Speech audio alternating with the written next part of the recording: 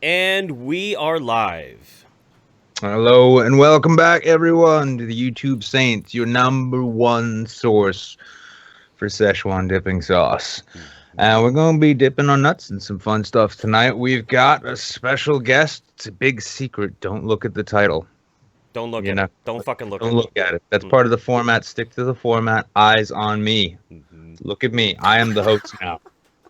Now that that's out of the way, no need to fuck or dick around with too much stuff. We are, by the way, thanks to Prince of Queens, reminded that we are for adults only. The following program is intended for mature audiences. Parental discretion is advised. Lock your kids in the fucking closet.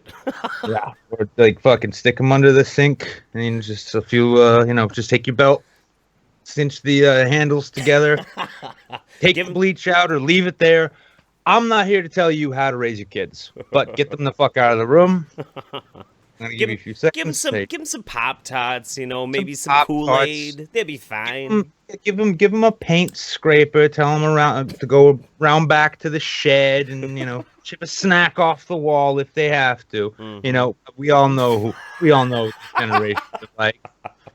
So, that being the case, we're going to launch right into, with all these laughters, everyone's spirits up, everyone feeling good. Great. I feel fucking great, man. I feel like great. $1,000,000. Let's do something about that, huh? Right. So, airstrikes in Syria. All right, airstrikes in Syria. We have here a clip from the BBC News.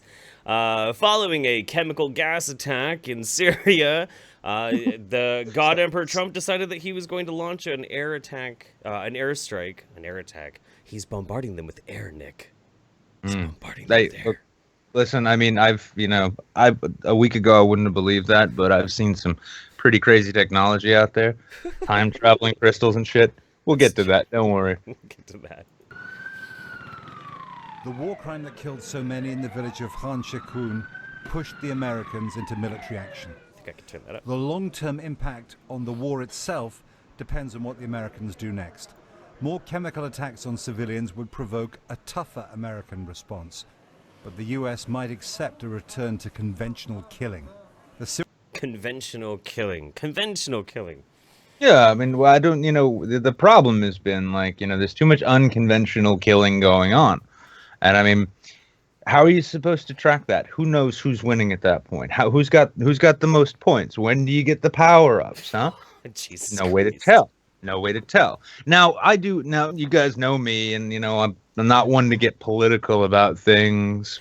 But that being the case, never. I gotta say, it was just as soon as I saw, we're launching missiles at Syria, I was like, well, goddamn, America ain't great again now. I don't know when it's going to be. There's one thing we're really good at exporting. It's, it's like, $750,000 missiles. Yep. Bombing this shit out of places. My 52 favorite Tomahawks, who, by the way, I want to point out that Ben Shapiro, I believe it was Ben Shapiro, said today that, if Native American groups are upset about the name Tomahawk, he would fully support calling them the Hebrew Hammers. Oh, did he? He did not actually say that. On Twitter, yeah. Did on Twitter, really? Yeah. He did, yeah. And okay. I kind of support that. I like the sound of that. It was a great, a Comedy Central movie, detective story. There was a midget in it, I think. If you guys have not seen the Hebrew Hammer, look it up. Go watch the fucking Hebrew Hammer. It's fucking amazing. Oh yeah. God. Honestly, it's like the best portrayal of Jews since Woody Allen took a break from making movies. Now they couldn't afford Liev Schreiber. This is Comedy Central money we're talking about. And as we now know, once you become a megastar like Jon Stewart, the only thing the channel can afford is Trevor Noah. Right. So yeah, no Liev Schreiber. He was too busy directing some intense post-World War II documentary about clove farmers or something. Right. But Hebrew Hammer, great movie, and I for one really do think that especially because let's be honest, who do we launch these things at? Arabs. And what do they want? And if it's getting harder and harder to blame the shit on the Jews, why not give this as a gift? It's rough though. I really don't know how I feel about this whole thing. I really thought I knew, but I'm just Syrian regime denies it has ever used. Hmm. It's well, I mean, it's a funny thing too, because the whole MAGA set out there, probably pissing off a bunch of the audience saying this, but the MAGA set, they really, really were into this notion that they were getting something different. And just like I've said before, the draining of the swamp has been a rearranging of lily pads, and now we get to trust certain elements of our foreign policy to a guy whose best qualification is he's somebody's son-in-law. So yeah, missile strikes. We all know a Marine or two, and I hear Damascus is lovely this time of year. I think President Trump himself knows that Syria did not use any chemical weapons.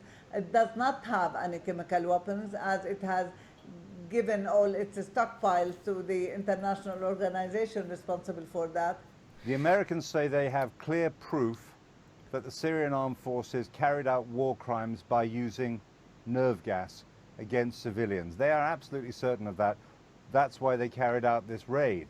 14 years after the invasion of Iraq, we see Iraq has been destroyed. This is fucked Syria up. is the second secular state after Iraq that is being targeted by the West simply because it is secular and it has an army and it is against the Israeli occupation of Palestine.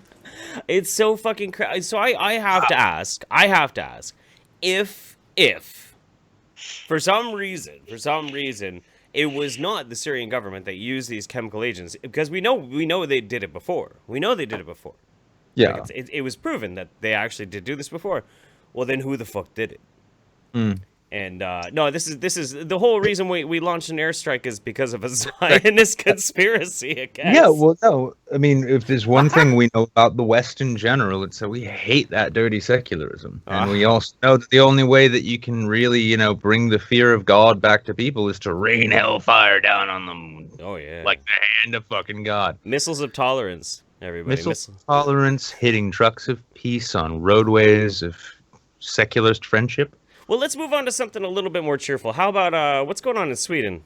We do move on to the other major story developing at this hour, the deadly truck attack in Sweden. Well, shit. Fucking trucks of peace, man. I mean, I don't know who's making these trucks of peace. If it's Mercedes, if it's Toyota, if it's Honda. Little more peace, little less truck. Maybe just replace all the box trucks in Sweden with little technicals like Toyota pickups. Sure. Yeah? Sure. Hey, you can't only kill. You can't kill nearly as many dogs or 11-year-olds with those. But yeah. But I'm sure. Oh wow, what a place to stop. Oh my God. Look at him, dude. My pause game is on fucking point, dude. Every goddamn time. This is a fucking gift I have. I have a gift at pausing videos. That was kind of my reaction when I heard that there was an alleged truck attack. The alleged part being. They don't want to mislabel the thing. It could have been a van. You'd hate to get a detail like that wrong. Who was behind it? Doesn't matter. Let's move on. He's got the face. Really? Another one? It's like, oh, put a dildo on my chair again. Hallmarks of terrorism, the attacker using a vehicle as a weapon. That stolen truck speeding for blocks down a crowded pedestrian mall, then slamming into a department store, people running for their lives. And tonight, an arrest has been made. Was this the man behind the wheel? Oh my God. ABC Look at that 14-year-old. Terry Moran. That 14-year-old. That 14-year-old tan Swede at it again. They're gonna have to start. They're gonna have to start registering the locals there. Seriously, going around. How many children do you have, miss? I have 4. What are their names? We're watching you, Sven. Yeah, because he's, those are the dangerous ones. I think really what it comes down to is they don't have enough feminist foreign policy really at work. They need more of that. That'll keep Russia away from them. And, as long as they keep offering jobs to ISIS fighters and saying, come to our country, hey, maybe they just found out that a whole lot of the ISIS fighters out there have CDLs and they have like this desperate need for, skilled truckers. We need to send Anita Sarkeesian over to Sweden so that she can educate people on intersectional driving.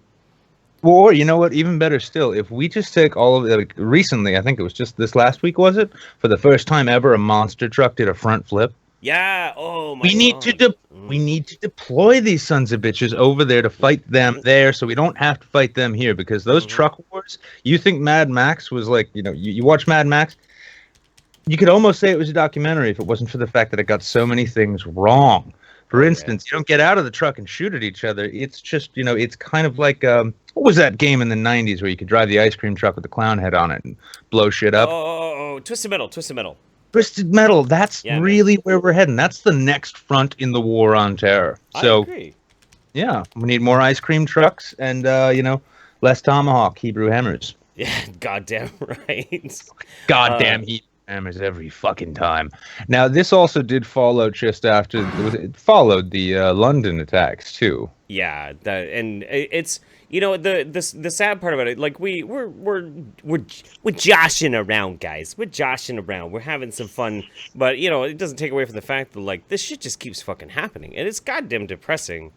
Hopefully making like tasteless jokes can at least lessen. It can dull the fucking pain of how god awful this shit is. Because because if you're not making jokes too, the only thing that you can actually go back on is, once again, like everyone else is saying, why are so many people making these apologies, and why does this shit keep happening, and no real steps being done to address it? Right.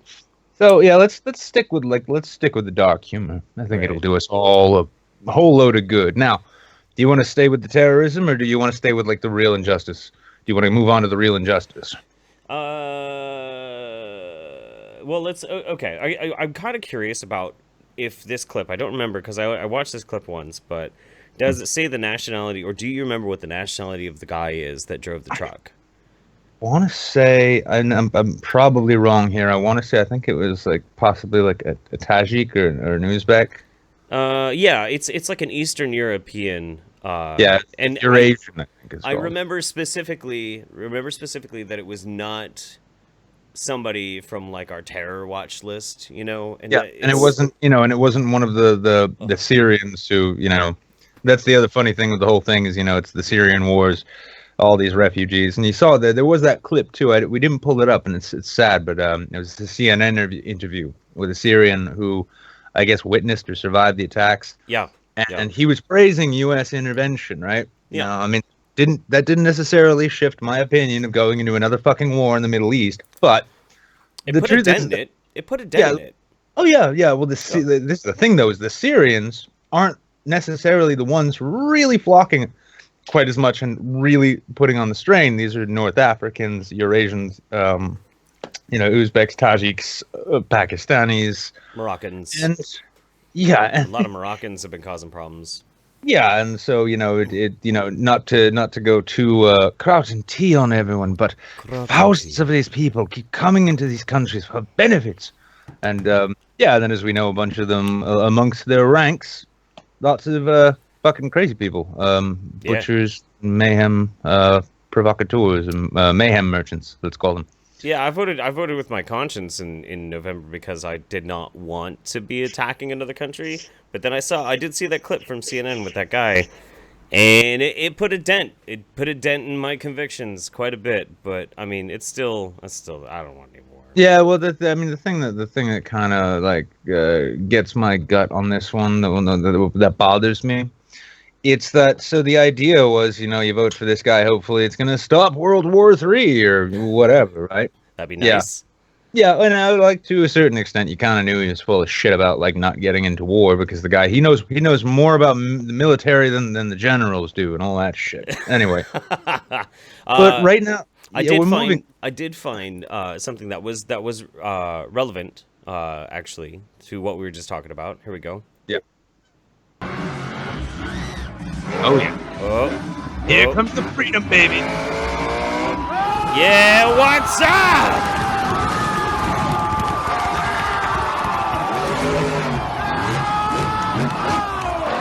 Oh shit. One more time. Oh, you know what? That is a truck apiece. That is a that is a fucking hero truck right there. That is a truck of peace right there, Yeah, ladies but and right gentlemen. now, this is us discovering Iron Man, and now we need to find the rest of the Avengers. They can assemble, and then we will just. And that's the greatest thing too. Is like I'd say you could just airdrop that, nice little parachute. It drifts down, but fuck that. You see the suspension on that thing? Drop it from 30,000 feet. As long as the engine's going, it's fine. Oh yeah, it's fine. No big That's deal. fine. Yeah. Um, No.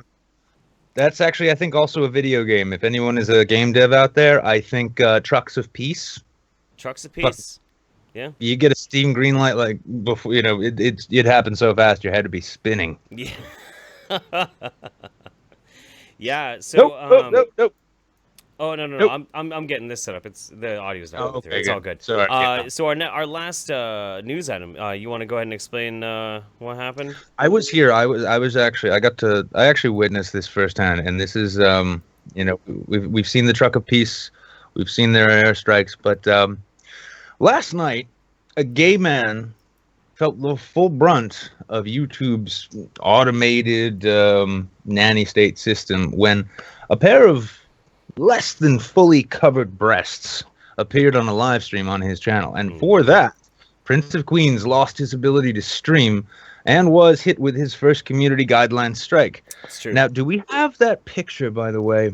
I didn't have it pulled up. No. Well, if you can find it real easy, all you have to do is search the hashtag free Prince of Queens, and you will see exactly what it is. Now, we're just talking about we're talking basically slut walk level nudity here, only with less body paint and provocation. Now, maybe if dear AJ here had smeared the word cunt swaddle or something across her stomach, and just, that would have been good. That would have been good. Yeah, just written filthy bitch on her forehead with Joker makeup, it wouldn't have been offensive. It would have been okay for children. You wouldn't have to lock them under the sink with the bleach and and all the Clorox and all that. To eat the paint chips, as you so eloquently stated before. Yep, to eat the paint chips. You wouldn't have to send them out to, go play under the power lines. But by the way, episode 2 of the YouTube Saints, Prince of Queens was our special guest. So go check out that episode. Go check out Prince of Queens, because it sucks. It sucks that they got that community guidelines strike. That's bullshit. Especially if it's something he didn't even do, and especially for something he's not even into. I've shown penis on live stream. I have shown penis. I was balls out in the stream before that one, and their channel, not a problem. But Prince forgot that he wasn't family friendly because he's gay, and those are some titties. Even though he wasn't the one giving him the little jiggle. Right. I don't even think I was doing that on his channel. I think I was doing that on somebody else's channel. I remember that stream. I remember. Things get a little weird. Sometimes they get a little weird. Sometimes they get a little weird, but. Yeah, I mean, if you want to show Prince your support by going over to his channel and maybe just scream at YouTube using the hashtag Free Prince of Queens, because titties should not be crimes, whether or not there's free. Dumb as fuck body paint going on. I mean, the body paint can be fun, but let's exactly. I mean, the kind of cancer you find on YouTube. Dude, there's loads of it. I would rather my kid saw titties with electrical tape covering the nipples than queer kid stuff any fucking day. Oh, fuck me dead. All right, well, it's the time that everybody's been waiting for. Let's get Mr. Rucka Rucka Ali in here. Whoop. And let's add... Those of you not familiar with Rucka Rucka Ali, how long have you been on the internet? Rucka is an incredible musician. He's been around for quite a while. He is notorious. I love these people in the chat like, Prince, what did you do? Prince didn't do anything. It's not his fault suddenly breasts on the live stream, man. That's just ridiculous.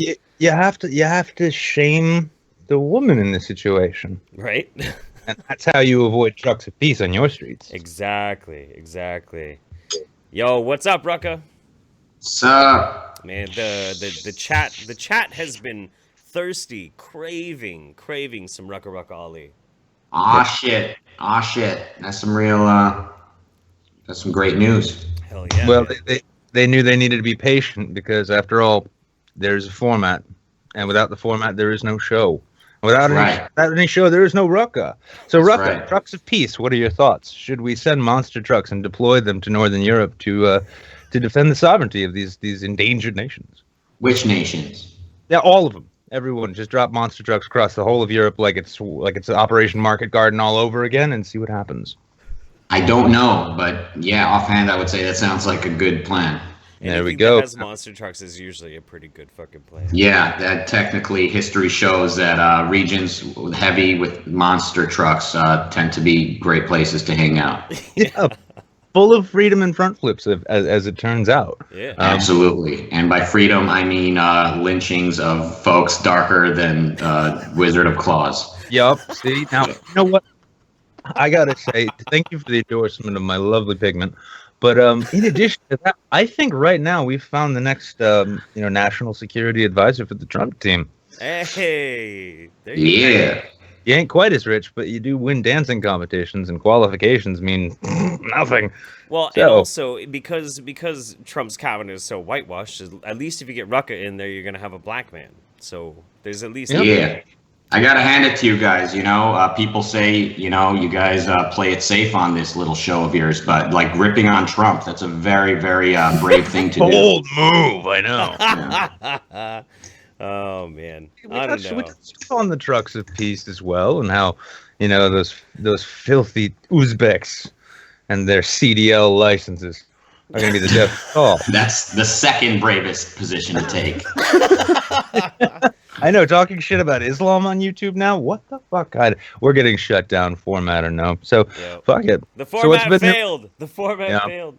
I wanted to ask though. So I've been meaning to ask you this. We've been in quite a few live streams the past few weeks. But so you did this dance competition, right? Yeah. And you won. Spoiler alert. I know. Sorry, but I mean that means that you move on to like the next bracket and shit, right? Yeah, the next bracket of society. Well, definitely the next tax bracket because I won 10 grand. Go I thought it for was like those are like semifinals or something like that.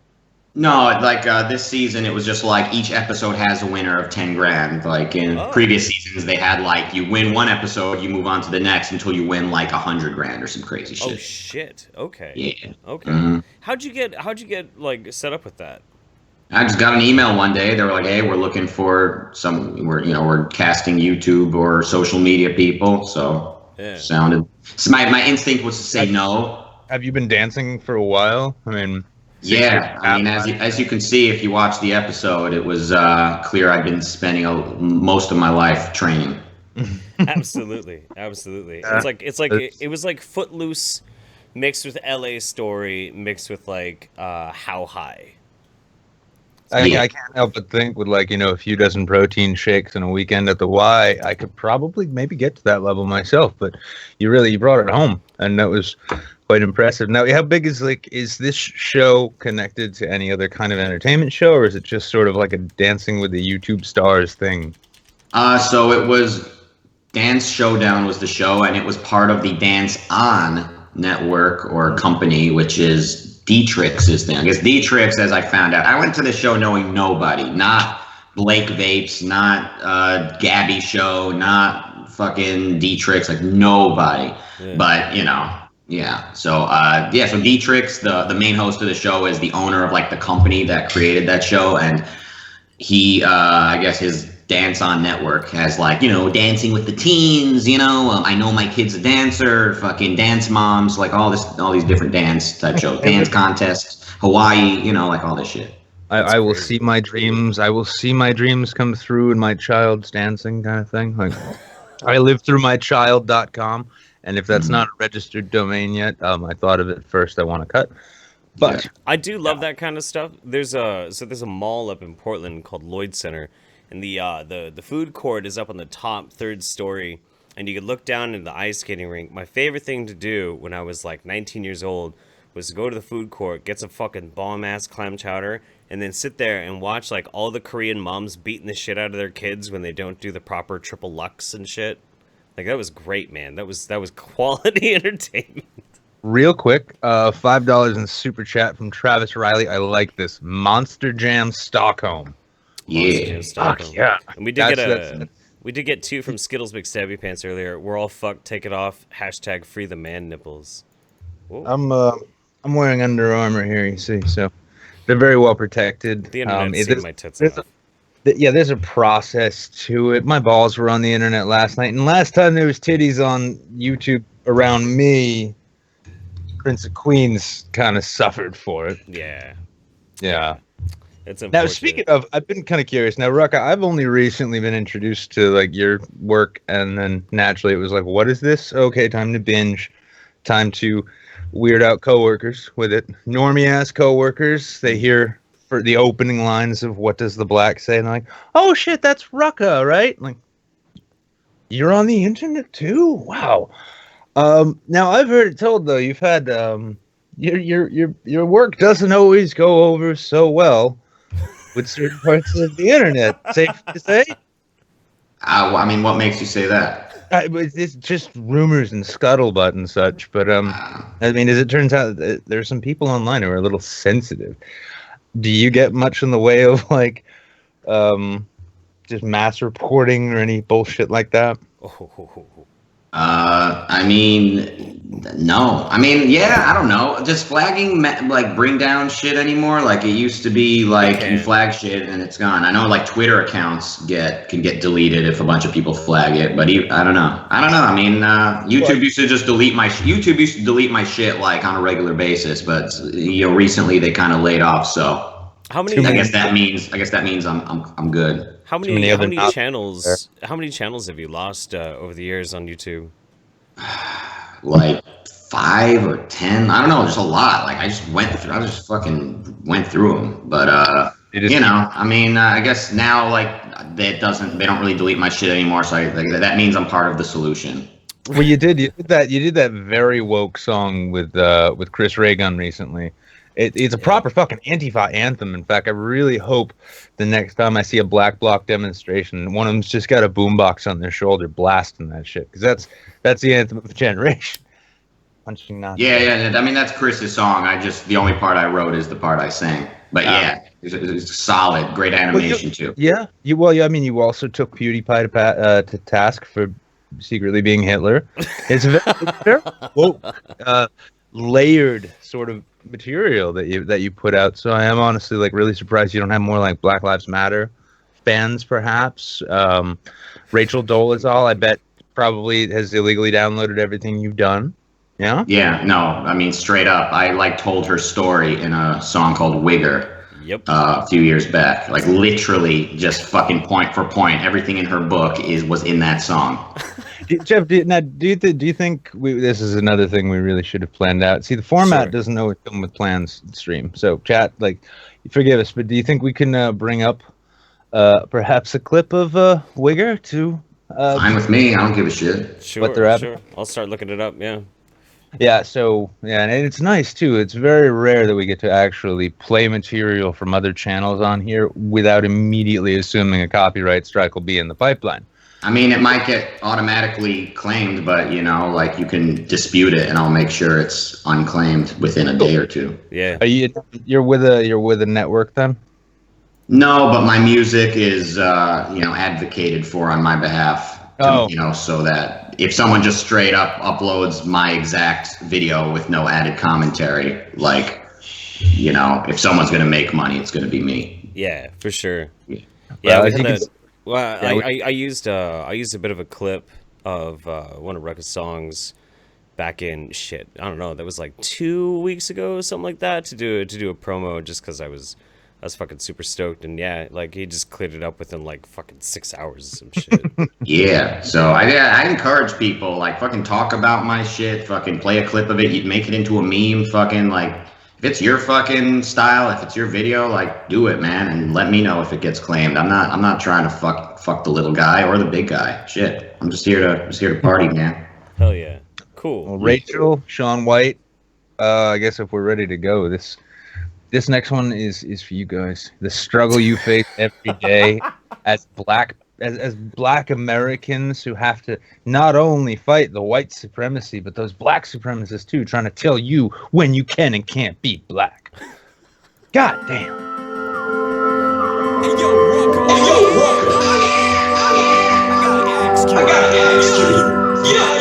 shit, we're reverbing straight through your speakers, Nick. That's me. I turned it down. Nope. Bouncing right through. Now? Yeah. It might be on. Wait, but Rucka's got headphones on. Now. Can't be. Oh, you know what? You know what? It is me. It is me.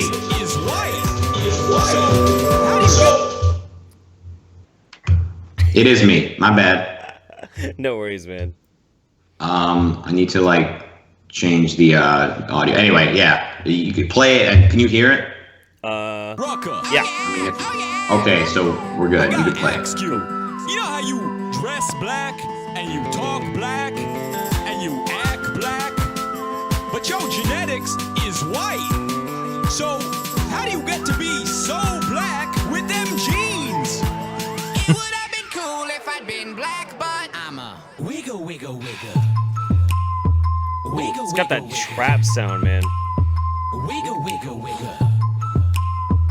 Just a little wiggle. Bling. I'm a fake African. Acting like a thug in my baggy pants. Hanging around with my one black friend. Smoking a J and I'm on food stamps. Got me a Air Jordan pair and the shorts with the Adidas. Chilling on the porch. I don't care if the cops see us. Sipping on a 40-ounce beer when we'll mom feed us. Cause he would have been cool if I'd been black, but I'm a wiggle, wiggle, wiggle. Wiggle, wiggle, wiggle. What's that? iDubbbz? Fucking dope, dude. Oh my god. I love it. I love it. It's too fucking good. Too fucking Was that iDubbbz? Was it? Here, There we go. I knew who he was. Let me see. Let me see. Was that? Now, has there been ever any talk about collaborating with... Oh, they're going. Oh, I have it muted on the stream. Oh, okay. No, that's not it. Oh, they almost look like iDubbbz, yeah. Jeff, you're fucking up the... Yeah, it does kind of. Looks like a 17-year-old iDubbbz. Flashed by too quick to really tell. Would have been perfect. Makes me wonder, though, I mean, has there ever been any talk of, like, collaborating with Pink Guy? Oh, like Is that Filthy Frank? Yeah. Yeah. I mean, I've never talked to him personally. I know people have like asked me to collab with him, but like I don't know. I've tried watching him on YouTube.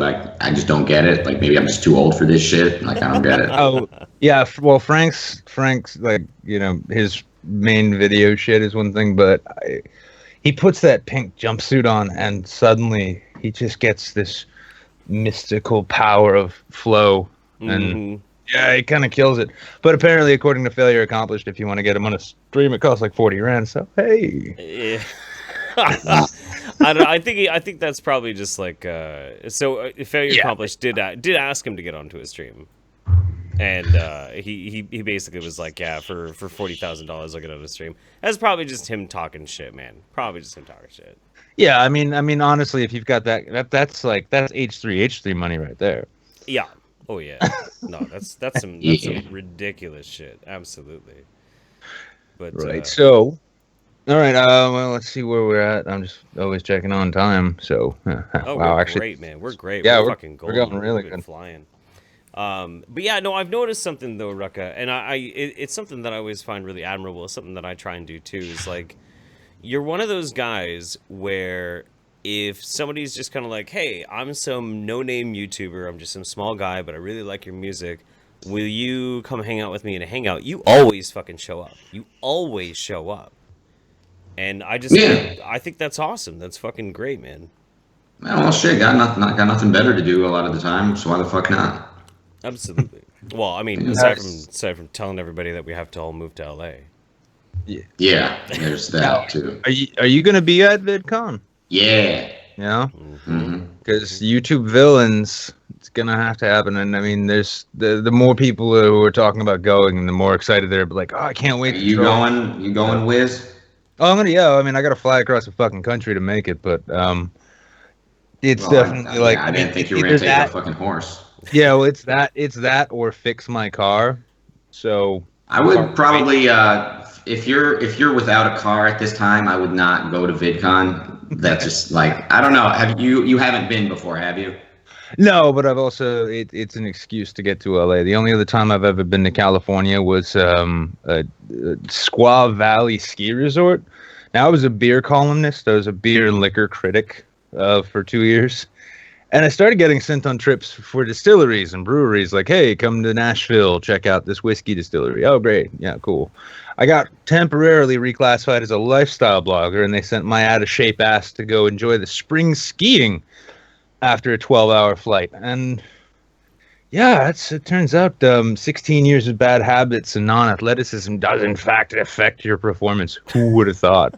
But that being my experience with Cali, I enjoyed it while I was there. The only people who told me to get the fuck out of the state and never go back were people who used to live in LA. And it seems if you don't live in LA still, when you move out somewhere else, it's just nothing but fuck LA. It's nothing but traffic and silicone titties and I don't know. I love it here, but yeah. So let me say this: I've been hearing people talk about going VidCon this and VidCon that, and first I'll say I'm generally a fan of a bunch of internet addicts meeting up in person, realizing that the other person is a human being breathing the same air. Like fucking, I'm a big fan of that, and I'm a fan of everyone going to VidCon if it means then going back home inspired to work twice as hard and make it back to LA someday. Okay. Yeah. That being said, the part where it's like, oh, look out, YouTube, the bad boys are coming to town. It's like, dude, like you're talking about a fucking convention center next to Disneyland where there's just like a few security guards keeping people from going in without a badge, and like a bunch of 14-year-old girls trying to get a picture with fucking Shane Dawson. And like, there's like, the only authority figures is like the fucking 31-year-old Asian dude with thick black glasses who was just there to introduce the fucking panelist. Like there was like, Chu's gonna be there. who? Arthur Chu. Yeah. Whoever he is, he'll probably be there. No, I hope not. No, it's honestly it's the party party that will undoubtedly be happening. I'm trying to convince Mercedes Carrera to drop in. That'd be cool. Porn Queen's always, even if it's like hey, convention, cool, all right, badges, t-shirts, saw fucking, I don't know, iDubbbz or someone walk by. That was great. All right, cool. I want to try some local fast food, and then let's go fucking drink at the hotel. Yeah. Yeah. I don't know who Mercedes is, but I'm shocked that someone with that name does porn. Oh, she used to be. Mercedes is goddamn. She's one of the best people on the internet, I think. She was an optical engineer before, I believe. Mm-hmm. She worked in aerospace. She was a straight up engineer. Got sick of it. Someone recommended, hey, you're fine as fuck. Why not try porn? Yep. Went into it, never looked back. Now she's a porn superstar now, actually. Mm-hmm. Yeah. And really good lady too. I mean, like she'll do like cam streams for veterans charities. Mm-hmm. She took a disabled Marine vet to the AVN Awards, I believe, right? Yep. She sure did. Yeah, she's just a badass lady and an absolute smart as fuck too, dude. Smart as fuck. Like every now and then you run into those types of porn stars who are incredibly smart. There's like she's got the same last name, Asia Carrera. You guys ever heard of the porn star Asia Carrera? Oh yeah. Asia Carrera. She actually. Not that I watch porn all the goddamn time, dude. I do, man. Fuck, half my life I've spent with my fucking dick in my hand. But Asia Carrera, she actually is a member of Mensa. She's like a certified fucking genius, and she just. What's the thing? If you're gonna fuck for a living, right? You're gonna make like if you're gonna fuck for a living, you're either fucking genius or you're fucking retarded, and that's all you're capable of. You know? Right. It's a lot of middle ground. Yeah. A lot of people in porn are really smart, low key, and also a lot of them are really cool. Like I met this girl when I was new to LA. And I met her at this comedy club. It's like there's like a weird intermingling of like stand-up comedy and porn. I don't know what it is. Maybe it's. I think I know. Let me just throw this at you, and I think it makes sense. Both of those are in one way or another extremely self-effacing sort of performances. You're either getting naked and fucking, which is to most people the most private thing they do outside of taking a shit. for a living in front of everybody. And comedians, like, they have to worry. You know, comedy. I'm sure, like, how many times you got to go bomb with your material, how much you got to self-deprecate and get inside of your head and take the ugliest shit in the world to figure out why it's funny, and then try and convince other people of what you found. Kind of makes sense. I mean, yeah, maybe that's it. Maybe that's it. This girl, like, so I met this girl, like, really cute, really cool, right? You know, makes eye contact when she talks to you. Like, I was like, who is this girl? And someone, like, told me, they're like, hey, don't say anything to her, but she does porn. And I was like, oh man, well, you know, what does that even mean? Like, you know, if she, like, poses nude or whatever, that's not like it's not a big deal, whatever. I'm cool, man. I'm up with the time. So I go home and I look her up. And I go to her website, and it's like, you know, I'm like scrolling down through the pictures. I'm like, all right, she's naked, whatever. We're all naked. Keep scrolling. All right, she did some lesbian stuff, perfectly natural, whatever. Keep going. All right, 3 black guys ran a train on her, whatever. Fucking donkey show in Tijuana. Didn't see that coming, but okay, their own. All right, but did you go out with her? No, I mean, I just decided she's probably not for me at this point in time.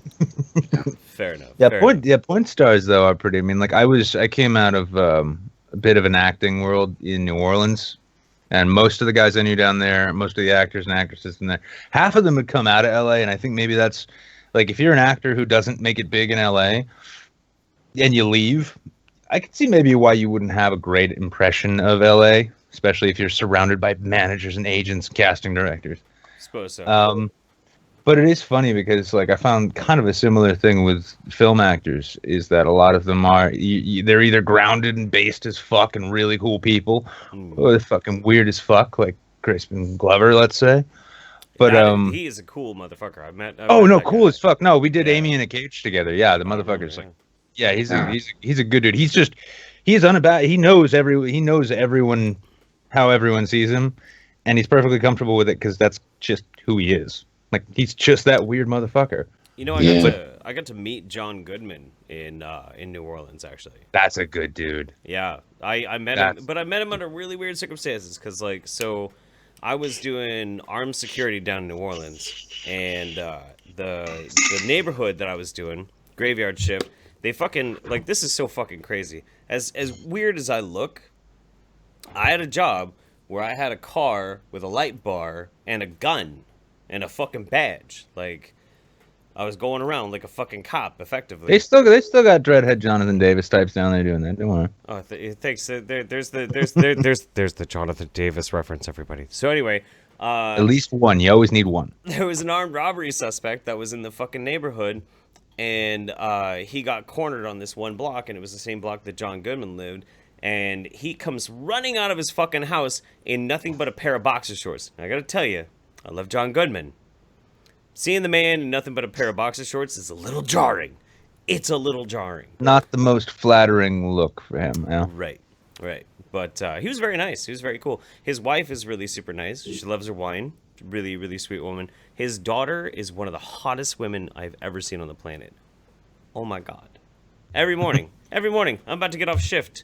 I'm driving through the neighborhood. She's jogging with her fucking ponytail bouncing. Like, just, oh my God, it was ridiculous. Yeah, it's like, gotta keep the clients happy. Gotta keep the clients happy. Yeah, it was out of control. They're happy. Out of fucking control. Well, it's funny. I remember Mercedes, though, was telling me one time, she's like, yeah, you gotta come out and maybe consider, like, trying your hand in the industry. I'm like, I don't know, not for me. You know, I'd rather go into film, back to film.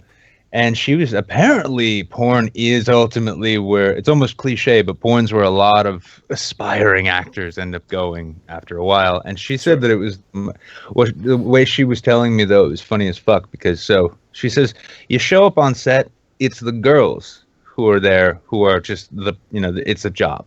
They're like, all right, so what are we doing today? All right, doggy on the desk and then or on the couch. Sure. All right. Sure. What do you think? 20 minutes each? Yeah. Okay, cool. These guys, though, she was telling me they'd get the script and it'd be like, he's come to the lawyer's office or whatever. And they'd be like, what's the motivation for my character, though? Like, to fuck her in the ass. That's your motivation. Yeah, but why did I come here in the first place? okay. And she's been telling me she was saying how she lost track of how many times like a porn shoot where there's probably like $1 million of shit going on, right? Just in terms of like salaries and trucks, all that, getting held up because some dude's like looking at the script, not realizing nobody gives a fuck. Right. I mean, well, depending on the point, there honestly, there are some porn companies, but they're rare, that they take like their cinematography to the next fucking level. They totally do. I am a connoisseur of porn. I am. I'm not gonna lie. the swoop around Matrix cum shot. Well, no, nothing quite like that. But like, you know, they like after a while, if you watch porn long enough, you start getting certain respect for certain companies and certain performers because you're like, you know what? You actually kind of are making it a little bit believable. I only need this much suspension of disbelief, and now I'm into it. Like, I like that. I think that's cool. I think that's just kind of a byproduct of the system, you know? If you have that little niche, that little catch, it's the same with anything. It's the same with music, it's the same with YouTube videos, same with fucking anything. That little catch, if you can get, like, talented performers, it makes the difference, man. It does. I'm just saying. I've always said, like, what is it about porn people that they're incapable of acting? Like, it's just from what I've seen. I mean, Johnny Sins. Johnny Sins is he's not only is he a talented like physical performer, which is what he does. Obviously, he's like a fucking porn athlete. But he has acting ability. He's like a fucking gem. He's a great dude. He's cool. I'll have to check that out. Well, it's like, you know, it's kind of like the deal with Mercedes, though. I could see too. If you're out in LA, you're like beating feet and eating shit, audition after audition and all this other bullshit. And hey, take my workshop, $500, 10 minutes, you get a minute monologue, and I might consider you for a background part. Fuck yourself. I could see people getting sick of that shit. Me like, you know what? I'm hung. I hit the gym 3 times a week. Fuck it. I'm just gonna go like, you know, hit up one of those other film companies. Right. And also, the parties are better. The thing with acting is it's like a slow process of building relationships and shit, like any other industry. You just got to start at the bottom and just get yourself out there, and over time you get to know the casting director and the producer and the director, and ideally get the right agent. Like, I mean, what's that? Say that again. Or ideally you get a decent agent. I mean, I didn't go out to LA. I was down south, and in the south it's a bit more of the, all right, well, you get the agent knows the CD, agent gets you in front of the CD, maybe you have lunch one time, then you get called in for a few roles, keep working, keep crafting, keep getting better, build your reel. It is a process, but a lot of folks run to LA with the wrong ideas. Right. I mean, you want to get that, even getting that right agent takes time to build that relationship, time to learn who's not the right agent. It all takes time. And then once you have an agent, you still need to build relationships. You need to keep auditioning. You need to, I mean, it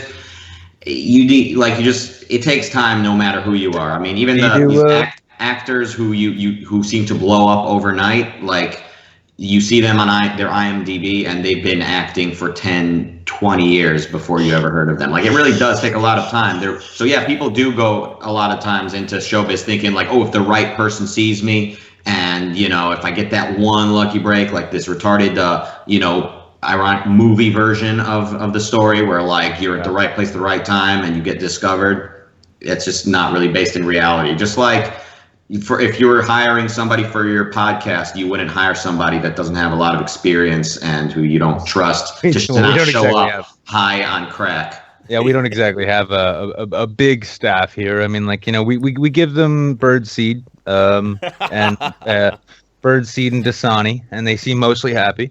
They keep the lights pointed in the right direction. The staff is me. The staff is me. Yeah, which, by the way, the bird seed is in the mail, Jeff. That's good to know. Not going to be like last month, I promise.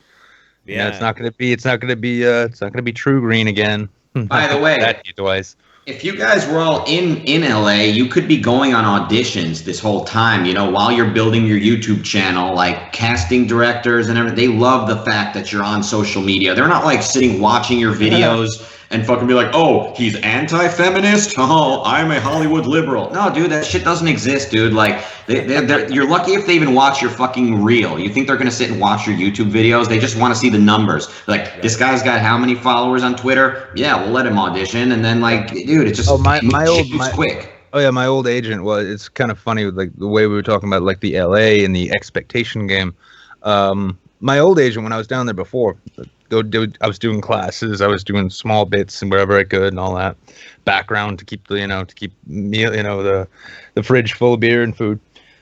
And had to move back up north because of my kid and I ran out of money and all. But he's even hit me up recently saying, like, yeah, this whole new crop of young guys, they get a few auditions, they don't land the part, they blame me, and then they run off to LA thinking it's all going to be better out there. It's like, oh, that's really going to hurt when they have to go work at, when they end up at a fucking Domino's. And like, man, one of these days I'm going to deliver to J.J. Abrams' house, and he's just going to see I'm the perfect pizza guy, and then I'm going to get on the next, Lost reboot or some shit. It takes work. It takes work. It's the same as anything, man. It takes fucking work. Yeah. Well, I mean, it's kind of a sad thing too, though. We do seem to be barreling headlong into an age where like the new generations really aren't interested in putting in work. Yeah, but like with that, not universal. The thing is, and that's like me and Ruck have been talking for a while, and I take that advice to fucking heart. Is like, if you want to break out of just the digital landscape, like you have to put in the work. You have to build up your brand. You have to like do the things that you love, and you have to keep fucking doing it, and doing it as hard as you fucking can. You're a small time YouTuber. Doesn't matter what your message is. Doesn't matter what the fuck you're saying. If you're passionate about it, you just have to keep fucking doing it. Build your brand, build your fucking legacy. Just do it, man. Just keep fucking doing it. Also, I asked the question in the recent video, which has yet to be compiled and edited because I'm a lazy fuck. But a lot of the talk about, oh my god, the money is drying up, and it's an understandable and honest concern. But at the same time, it's important to kind of ask yourself, like, why did I start doing this? Right. Right. Did I start doing this thinking I was going to get PewDiePie money overnight? No, I thought it was fun, and I had something to say, or I wanted to show how good an editor I was, or my CG work, or my animation. Yeah. Yeah, don't get me started. Like, I mean, I sympathize people. Like, I know how it feels when like you strike gold and then it's taken away from you. Like, I completely get that. But I mean, so yeah, the 2 points that you got into this for fun. I mean, shit, there was barely any monetization when I started, nope. And then like, even if it is about money, like just think long term for a minute. Like, you think this fucking Pepsi pulling their ads off of YouTube is gonna matter in a month from now and in a year from now? Like, no. Fucking there's osmosis, all right? There's the internet. Something you're gonna see at VidCon is on the main level of the convention center, you've got like general admission, just like basically fans and vendors, and then second floor is for creators. It's a bunch of like, panels and a circle jerk and everyone patting each other on the back. Right. Like, oh, here's the secret to a good thumbnail. Okay. And then top floor, the top floor of the convention is the industry. That's where it's $600 for a fucking ticket. Look at me. I'm like Trump. $600 a ticket. It's huge. It's huge. The people. Yeah. And that's where like fucking people are talking about how to exploit and help the people on the second floor. I mean, that's where the business side of it comes from. That's how we figure out how to get Pepsi onto the video and how to reach the demographic and analyze. And these guys are spending a lot of brain power to make this a profitable thing. I mean, there was a South Park episode 10 years ago, or even less, talking about how a viral video makes you a theoretical millionaire, right? Like it's crazy it's crazy that anyone's making money, let alone somebody with getting 50,000 views a video.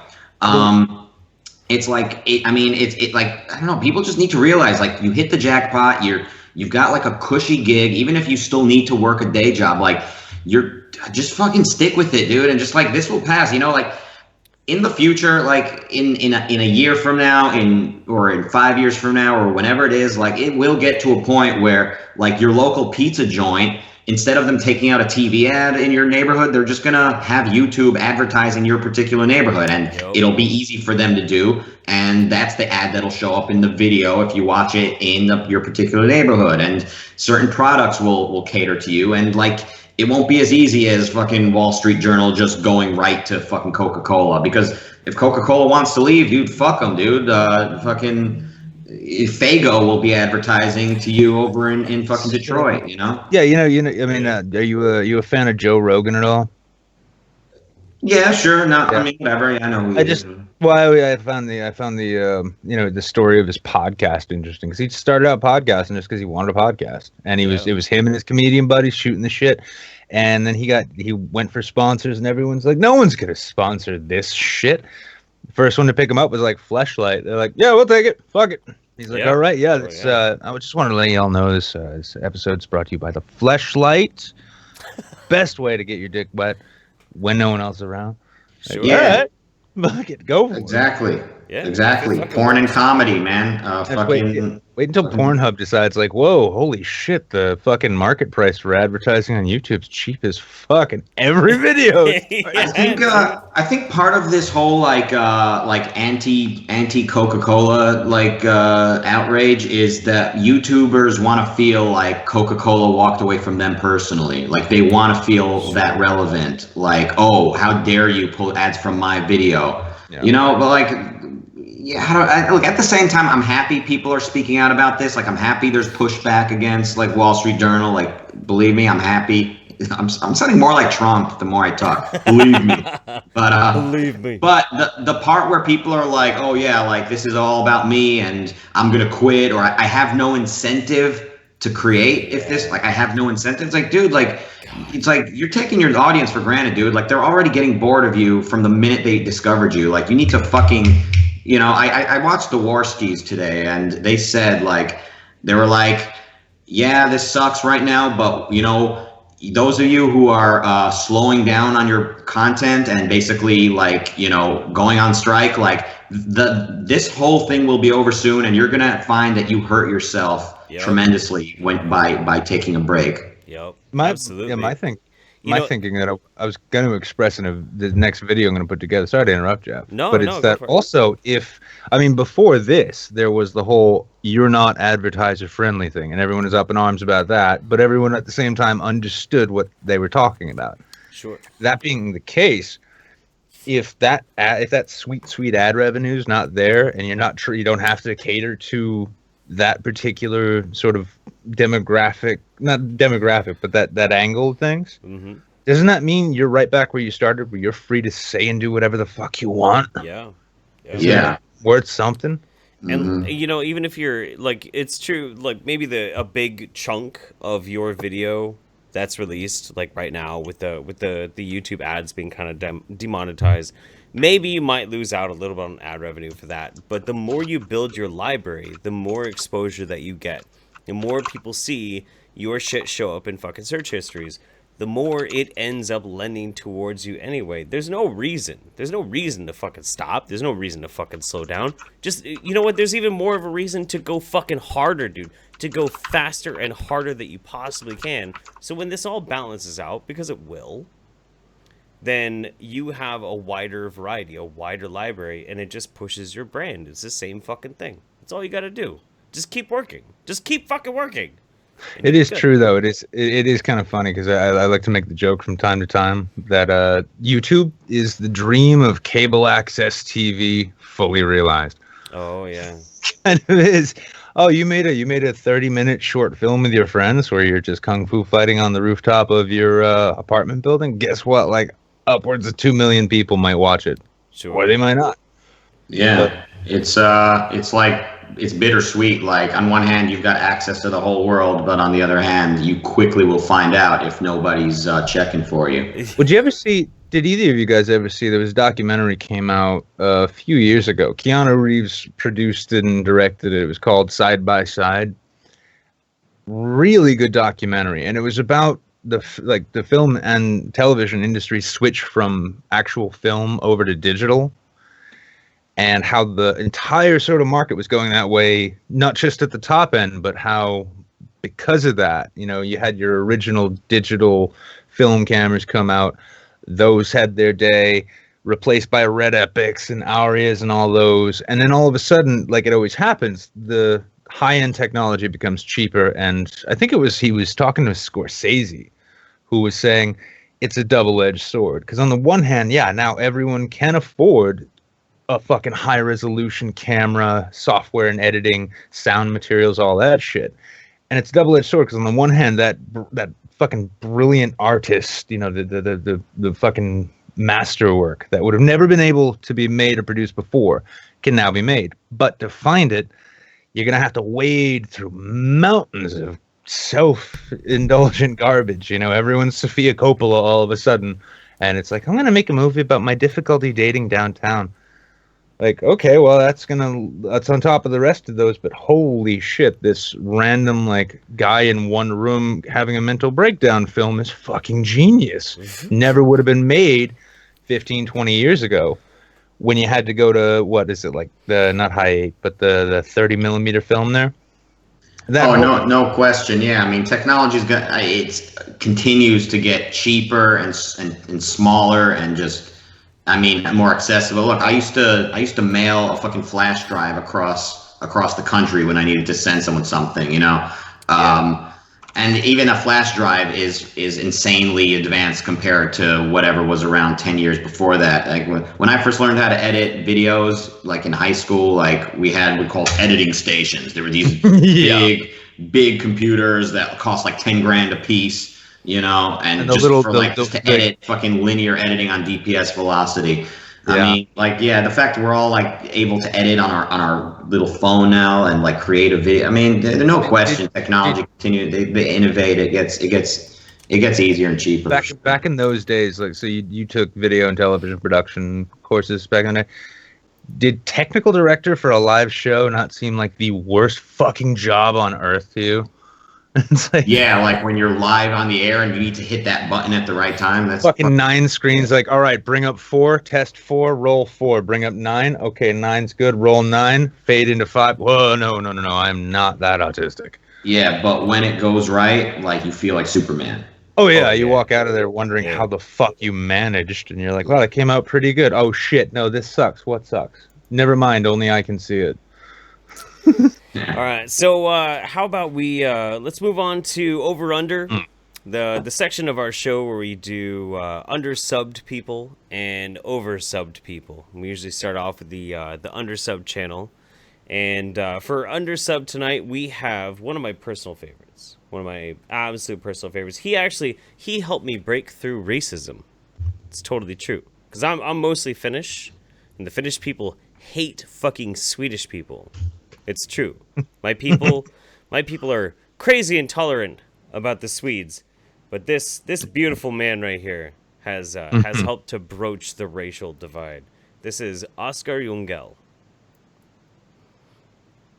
Oh yeah, and he's oh yeah, shit. I have my fucking sound turned way down. Here we go. By the way, chat, this is the format. We're still on the format. And so okay. The format's rolling along. Yep, cool. Yeah. And this is him replying to the Dennis Prager video about how you can only call murder wrong if you believe in God. So, there you go. This is one right there. Is it playing? Is it? Oh no. Wait, shit. Fuck me dead. Okay, it was probably playing for you guys, but I accidentally fucked it up. I'm just trying to make sure shit's not playing back through my mic. Here we go. Okay. Play up to here. See, I got the format. I understand. Here we go. In other words, format is safe. Only if there is a God who says murder is murder wrong? Otherwise, all morality is opinion. Oh yeah, and if we look at the Bible, when they were kind of chilling in the garden, Adam and Eve, and God said like, you see this fruit? Yeah, it contains good and evil, and it's mine. So, don't eat it, because it's mine. You can have it. And then like the devil snake came and said, "Hey Eve, how about some fruit?" And Eve was like, "Yeah, sure, I'll have some fruit." And then they knew about like that sort of stuff. So, I mean, when you think about it, isn't it kind of the devil's morality? But hey, comfortable. Dennis, Wait for it.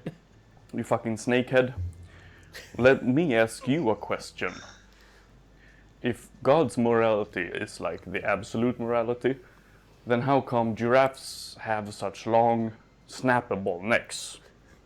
Wouldn't it be much more moral if we like cut out a part of the neck and then sort of attached the head directly to the body to make like long-legged cow horses? And then we make like snakes, not devil snakes or demon snakes, like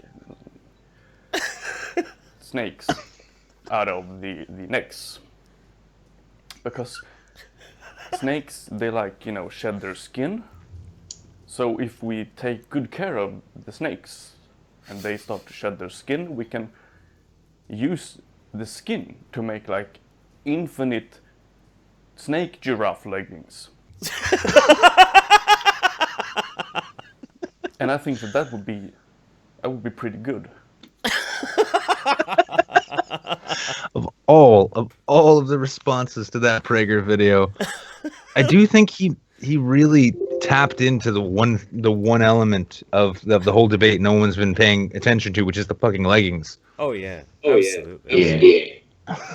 No, he's Oscar's absolutely fucking incredible. He does a series called Into the Fringe, where he kind of like debunks the most ridiculous like pseudoscience, or like it's time to debunk the spooky ghost, and like how he does it is so mind-fuckingly out of control bizarre. Who is that guy? Oskar Jungell. Okay, I'm gonna look him up now. Like, I'm gonna subscribe live on the air so people know. Like, this guy's getting popular. This guy's follow Rucka's lead, everyone. Come on. Oscar what? Jungell? Oscar Oskar Jungell Jungell. And his Jesus Christ, dude! Like, no wonder this guy's undersubbed. I can't fucking pronounce his name. All right, I found him. It's because he's a crazy fucking Swede. But yeah, no, he played in one of my videos. I did a video about Snow White, and he played my magic mirror, and he was absolutely fucking wonderful. He's so fucking good, man. Such a good dude. Yeah, honestly, the time travel machine that you showed me just before we went live, the time coils. Time coils, yeah. We have these crucial knobs here, and then these essential switches, and then this hole for a fucking crystal. I don't know. Yeah, he found this. This is pretty wild, actually. Here, we can pull this up super fast. Yeah, he found this. He found this. This person who is trying to sell a time traveling machine. It's the same time traveling machine that you would find in like a fucking, God, what would you call it? I guess like a catalog or something like that. It's the same time traveling machine that where is it? I'm trying to find featured in Napoleon Dynamite. Yeah, featured in Napoleon Dynamite. That's right. Here, we'll and here. This is one of his ones when he's going into the time traveling device. Let me crank this thing up. There we go. As well as a wishing well to Holy Christus. Is this a radionics machine? A rubbing plate? Yeah, fuck, it's a radionics machine. But there's more. You also have an electromagnet and time coils? Time coils. So it's basically a pimped out radionics machine, but with an electromagnet and time coils. Time coils. Time coils. Yeah. I love that. I love this man. He's that so look good. in that look in his eye, like. Oh, I know. Let's just say, okay, fine, time coils. it's kind of like what was that name? That fucking emo. It's almost like watching Emo Phillips. A little bit, yeah. It's like the very straight man dry humor sort of thing going on with it. Yeah. I'm ever left alone, and my ex-wife, who shall remain nameless if I'm ever left alone at her grave with a sand blaster. Emo Phelps, fucking hell. All right, so So let's. why does 2005. I'm sorry. By the way, why don't Finns like the Swedes? Well, so it's kind of a long-standing thing. It's actually really interesting. The Swedes a long time ago managed to conquer the Finnish people when they were pretty much like dirt farmers, and they eradicated a shit ton of their culture and their language and their religion, that sort of thing. And so there's like this inbred fucking hatred. Someday I'll tell the story about how racist my family is, my Finnish family is, but they're racist not in the way that you would think. Like they don't give a fuck about black people. They're like, oh yeah, it's cool, whatever. You're black, that's fine, cool, whatever, that's cool. He's a Swede. But if you're a Swede, they fucking hate you. They think you're scum. They absolutely will not tolerate Swedes. It's the strangest fucking thing. Kind of like it's kind of like Greeks and Turks in that sense, huh? Yeah. Oh yeah. Yeah. Except you guys aren't fighting over an island that you literally split up the middle because why not? Hey, let's have two countries on one island. Yeah, but I think the Greeks had their own genocide, kind of like the Armenians. I found out about this on the podcast that I'm on. Yeah, there was a bit of that, yeah. And I mean, the Greeks and the Turks. I mean, for fuck's sake. Oh, look, everyone in the world has a problem with somebody. I swear, everyone it's just not going to work out. We just need to deploy more fucking monster trucks, and then we could settle this hash. Exactly. Yeah. I got a quick Sweden story, if it doesn't interrupt the format. Please, no, so I'm pretty popular. My music, whatever, is like popular in the Scandinavian countries, especially Sweden. So it's like Sweden, Norway, and then Finland is like, also there, close third. That makes sense, yeah. But why does it make sense? Quick. I'm curious about this. I mean, just knowing what I know of at least Sweden on like a political and policy and legal level, it's sort of like anything else. When the more taboo you make a thing, the more popular it becomes quietly in small circles. Especially in Scandinavia. Scandinavia, they have a biting humor and they love satire. They fucking love satire. Yeah, I mean, like hell, if you like half of you watch half of the Scandinavian like commercials out there, and it's just this really cutting satire. Yeah. But especially in places like Sweden, where they are actively trying to police speech and thought with political correctness, it's a sort of thing. Like, you make a thing taboo, all of a sudden everyone can't get enough of it, especially because it comes with that sort of naughty little feeling like, oh, I should not be watching this. This is some daring kind of, these are some spicy themes right here. All right. So I'm like the cuckold porn of Sweden. That's good to know. Yeah. So what happened with your Swedish audience and your music though? Oh well, no. So that's while that's going on, a few months ago I was at a college here in LA called Musicians Institute, and it's like where what it sounds like musicians go to train and learn, and a lot of Swedes. So I was like I was looking at the bulletin board, and I was talking to this girl who was there to like record or whatever, and she's like a lot of these ads on the bulletin board, they're like looking for a roommate, and my ideal roommate is in blank space it would say like my ideal roommate is Mexican, or my ideal roommate is Swedish. Basically people looking for a roommate that speaks the same language and is from the same culture. So I was like, wow, a lot of Swedes, a lot of people saying my ideal roommate is Swedish. And the girl was like, oh yeah, a lot of Swedes. I'm like, oh yeah, like because they're so musically talented, they're like crazy, like these crazy bands come at it. And I was like, oh, that's so cool. You got all these Swedes. Yeah, they love me over in Sweden. And then I hear a voice going, no, we don't. And I look over, and there's just some guy just with his back to us. He's just looking at a different bulletin board a few feet away. He doesn't even know what we're talking about. He doesn't know who I am or what. He just hears me go, yeah, they love me in Sweden. He goes, no, we don't. I was just like, come on, man. I just turned back.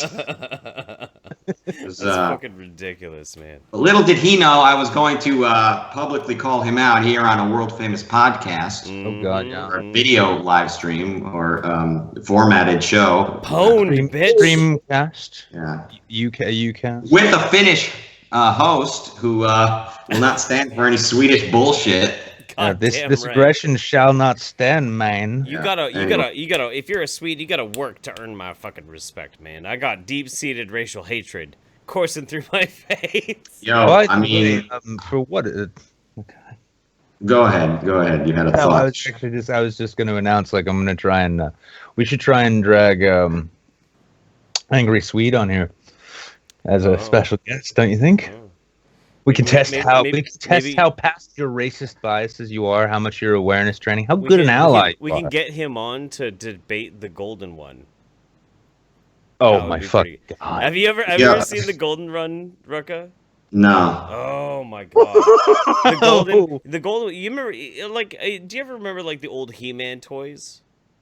Yeah. Yeah. The golden one looks like a He-Man toy, but with a horse face and like a man bun, and he's like, "It is totally cool. I am Swedish national man. Let us not always blame the Jews, but it is always the Jews' fault." And like that's what his YouTube channel is. Yeah, I love that. That sounds awesome. Is that on your list of undersubbed videos, or can I look that up? No. Oh, we'll get around to talking about him more in depth at one point. But he had a wonderful video too, where he was talking about it's not just enough to be white. To be white, you have to be the right kind of white with the right ideas. Who is this guy? What's his channel? The golden one. The golden one. He's a fucking lol cow, dude. He's amazing. Yeah, honestly, and I think I don't want to tell you how to do your thing, Ruff, but I honestly think some real white nationalist anthems need to be created in the style of Rucka Rucka Ali.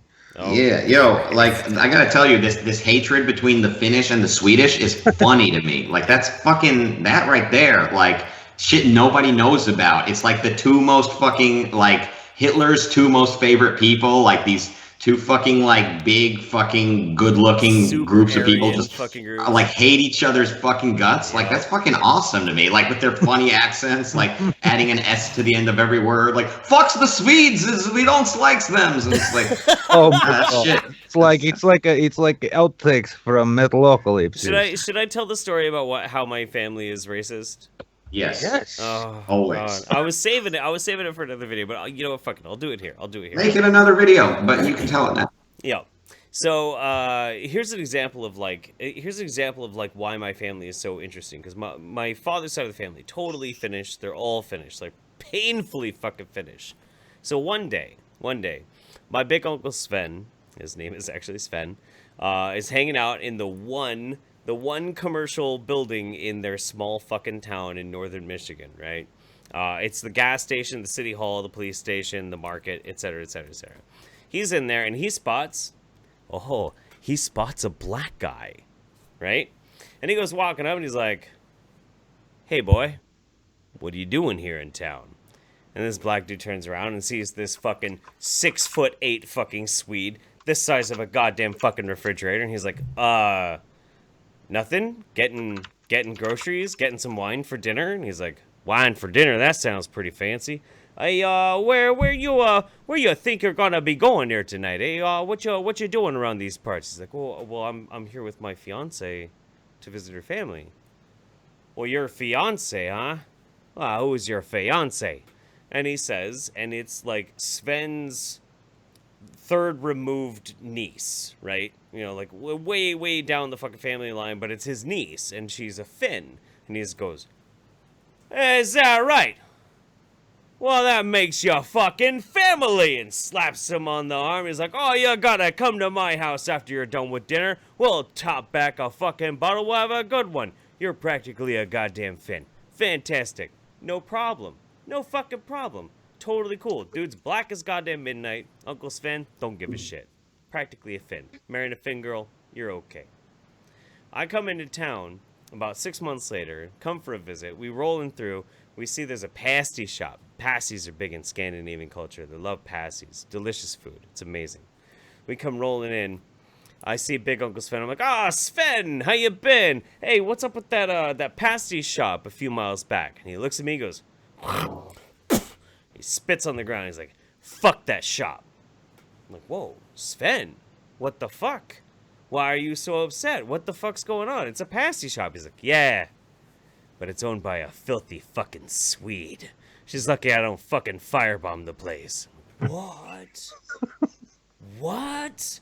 And it's that fucking crazy. A black guy fucking a Finn? He's fucking a Finn. He might as well be a Finn. We don't care. Totally cool. No big fucking deal. Swedish? Oh, you're lucky I don't murder you. It's crazy. Yeah, you got to make a video telling that story. Call it "My Family is Racist." Yeah. And then the reveal in the video is that, like, you just tell that story. Don't even reveal at the beginning who they're racist towards. Just be like, talk about your uncle meeting a black guy at the store and interrogating him, but then by the end, and tell it and have it animated too. Get it animated at some point where, like, it's like shitty, fucking. Fuck the Swedish. Yep. No, that's some Galactic Bubble shit right there. That is some Galactic Bubble shit. Yeah, that'd be fucking great. By the way, Galactic Bubble, if you're watching, you're welcome. And if you are not familiar with Galactic Bubble Productions, looking at you, chat. We already did the over-under with them. But let's also not forget about Oskar. Oskar, yeah. Share some love to Oskar. So let's do the oversubbed real quick. Yeah, this was a last minute find on my part, I guess. Yeah. It's called ASAP Thought. Thought. And this also goes for ASAP Science too, to be honest, because they're up at the 6 million subscriber range. Are you serious? And it's the same guys. The same guys doing science videos. Oh yeah, no, you can find their videos because if you go to either channel, their liked videos column is filled with them liking the videos from their other channel. Oh my god, are you fucking serious? Wow. I'd almost be like, well, no, I'm not gonna go there. I almost wish we had gotten like an ASAP Science one that we could watch, but so this is called "Why You Should Never Stop Protesting." We'll play it as long as we can handle it. I don't know how much I can handle it. I doubt this will go on for too long myself. You there? Are you unhappy about the way things are, but don't know what to do about it? Think that the situation is unfair or the world isn't the way you want it to be, but feel helpless? Then get out and protest because it works. And here's the evidence. An analysis studied boycotts between 1990 and 2005 and found that they worked. In the 90s, when Nike experienced a boycott due to sweatshop labor, or in 1995 when Greenpeace organized a boycott of Shell for dumping oil, the bad news coverage caused all of their stocks to consistently decrease. Yeah, but for how long and how quickly did they bounce back? And not only that, how is that applicable now when everything is getting protested, everything is getting boycotted, everything is sexist, everything is racist, everything is racist. Yeah. Yeah. I gotta keep away. I would just keep plugging away at that music. Yeah, these fucking. I mean, and this is coming from somebody who, again, everybody pretty much knows this about me at this point. But yeah, like protests, organizing protests and rallies, all the shit that they're talking about. How because these idiots think it is just a whole bunch of idiots just pouring out of their doors, meeting up at some cross section that they agreed in a Google group or some shit, and then they go on a march. No. I mean, this shit takes dedicated, like real protest marches. Everyone's like, oh, these are all paid by George Soros. No, what they are is usually paid by PACs unions or other political organizations. They paid people like myself about 15, 20, 25 an hour, depending on the contract, to go out and bother the shit out of people with political leanings, especially online. You go to their houses, you organize them. Then after about 2 or 3 fucking weeks of agonizing 18-hour days, maybe you get a protest. And guess how much it accomplishes these days? Nothing. Yep. Yeah. These guys are freaking me out, though. Like, who are these? Like, would you... These are what you might call science communicators. They're not necessarily real scientists. They're more science communicators. Like, think I fucking love science. This, it's like, hey, we're going to mix in a whole bunch of our own political sort of ideas in with a whole bunch of really basic science shit, like, why does a hangover happen? Well, here's a quick flashy video to show you why a hangover happens. It's like, it happens because I drank too much vodka because it didn't taste like anything. I'm just like freaked out by just looking at these guys, like just watching them talk. Like, what are they on? Like, why are they talk? Like, would you trust these guys around a child? Like, what the fuck is this guy even? Like I'm like, just look at the guys. Is the freeze frame still up on the show right now? Yeah, it's like, up right what now. the fuck is this guy? I'm like going like full Leafy on this guy. Like, what the fuck is this guy on any level? Wait, like, what is this website anymore, dude? Jesus Christ, dude! Like, what's all this about? I mean, what is this guy really on about? Jesus. But no, I mean, anyway, yeah. I'll just repeat myself if I keep asking. Like, yeah, well, this is the problem. Is like you know, we're in an age now where both science literacy and actual enthusiasm for science that has to do with things other than your smartphone. It's a fucking uphill struggle to keep people actually engaged in scientific literacy. And these kind of people that the modern sort of media marketing gurus, I'm going to guess, come out and figure out the sorts, you know, put them in front of a bunch of books, a telescope and all this, because I'm sure in LA telescopes are great for looking at the stars. And yeah, just put these excitable millennial types in really fashionable sort of glasses frames. They get on there really passionate about things. And then all they do is they gloss over the kind of shit you should have learned in middle school. Yeah. Like it's like, how do plants eat sunlight? Oh my god! And it's a bunch of millennials.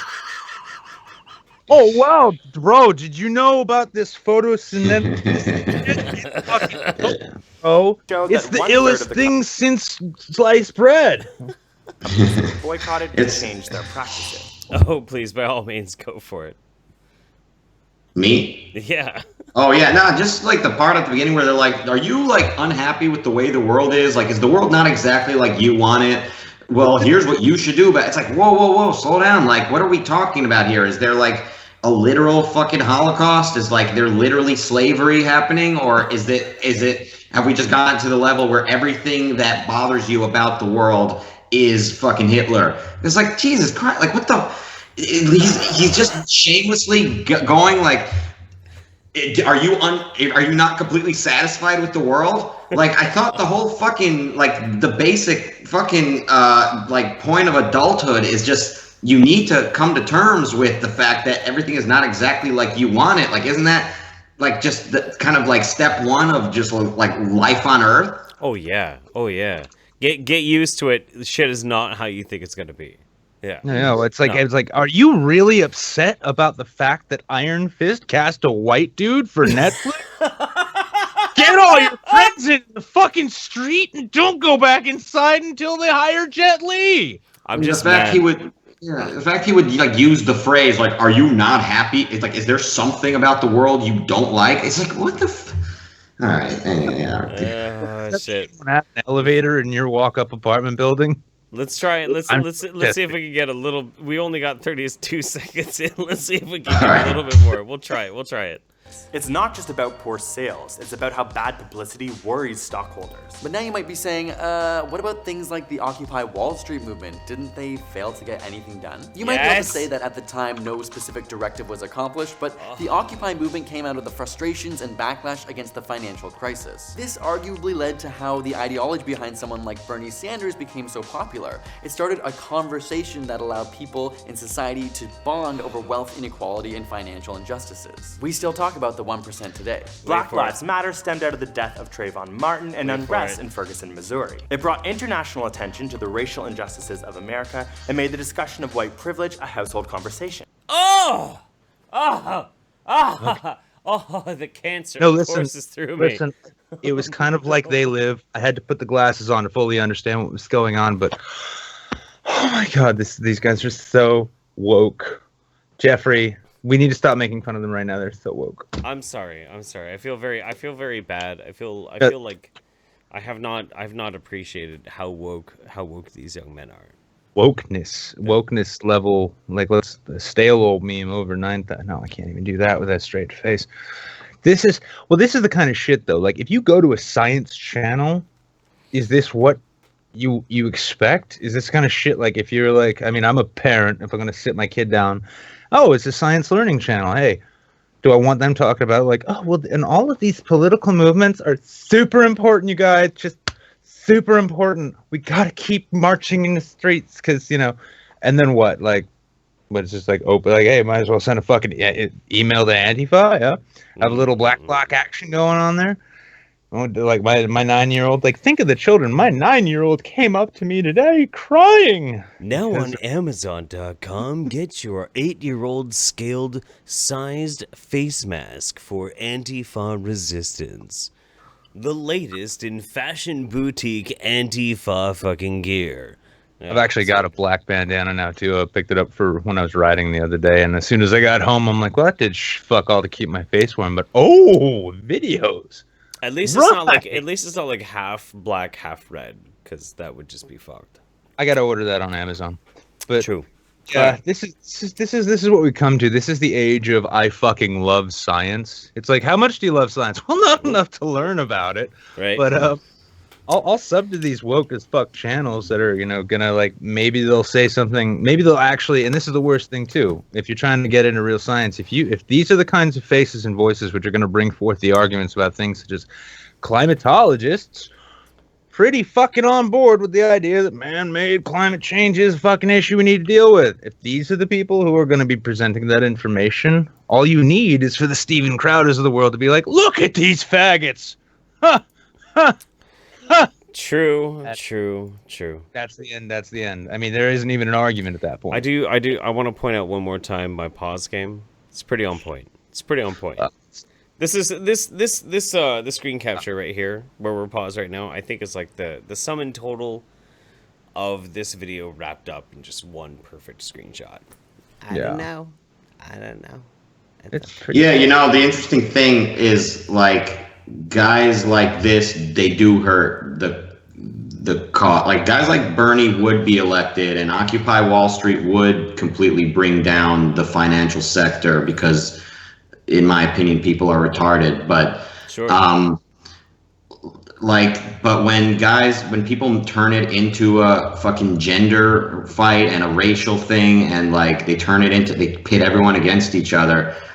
Like, look, the Democrat Party would win every election if not for them making everything about race and gender, because they've got like working class union guys that would be voting for them, but they alienate them by calling them racist every 5 minutes. So the social justice movement is pushing away, like socialism, like by alienating what would be like natural allies. It's a thing too. The corruption side of things is bad too. Because I worked for SEIU, which is the biggest union in the country, and I left SEIU when just around the time Occupy Wall Street got big, and I started like hanging out around the camps just to watch and see what do amateurs do, and it was kind of impressive to a good degree, like the way they organized and the way they actually were able to move. But then everything from the gender justice warriors and the other ideologues up through actual like corrupt ass institutions like many of the labor unions like SEIU,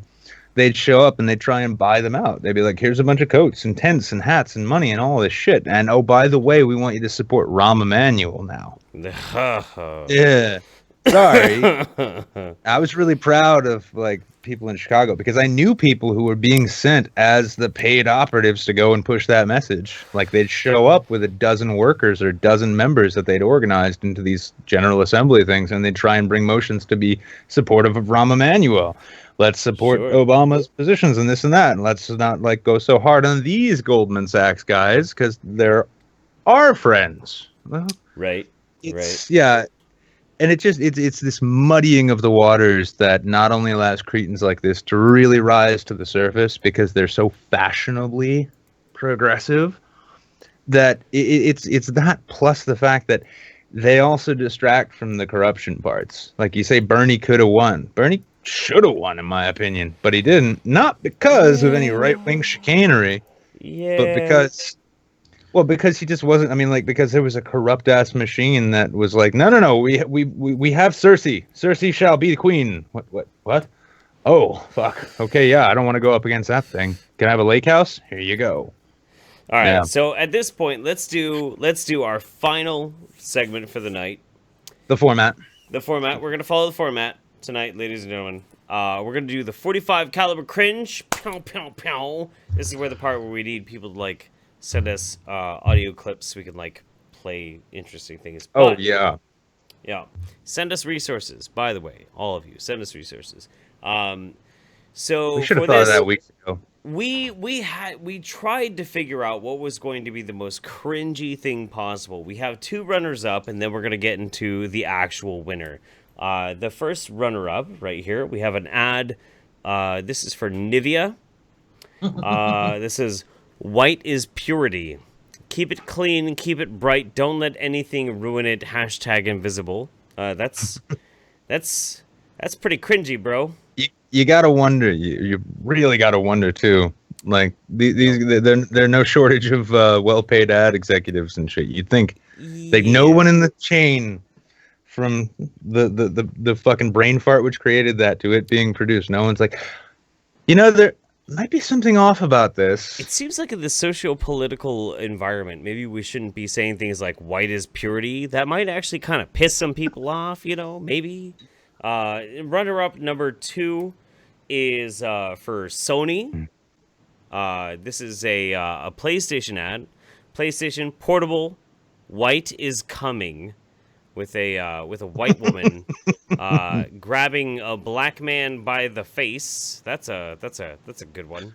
Which is funny because even with that poster too, I mean, you guys remember the X-Men billboard fiasco? Oh yeah. Oh, of course. Yeah, the fact that you could go from that to this, where you've got like one half of D'Antwoord grabbing one of the Jackson 5 by the face in such an aggressive fashion.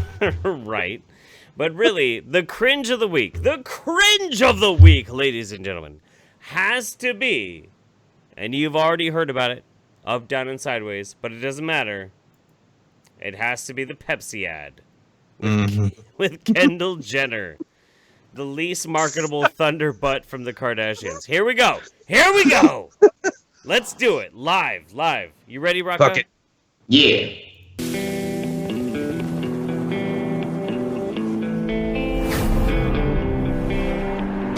Some said never, but they never done come. Yeah. It's like a prequel to Yo-Yo Ma's like real career. It's been winning, but the lovers ain't done.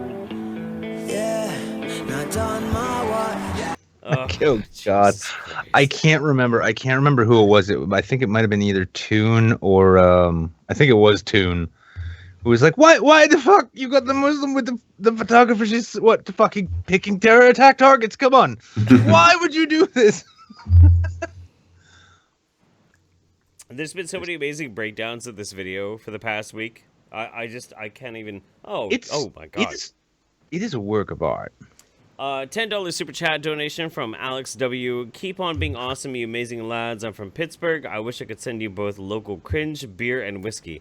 I wish you could have us over for dinner. Yeah, they got good food in Pittsburgh.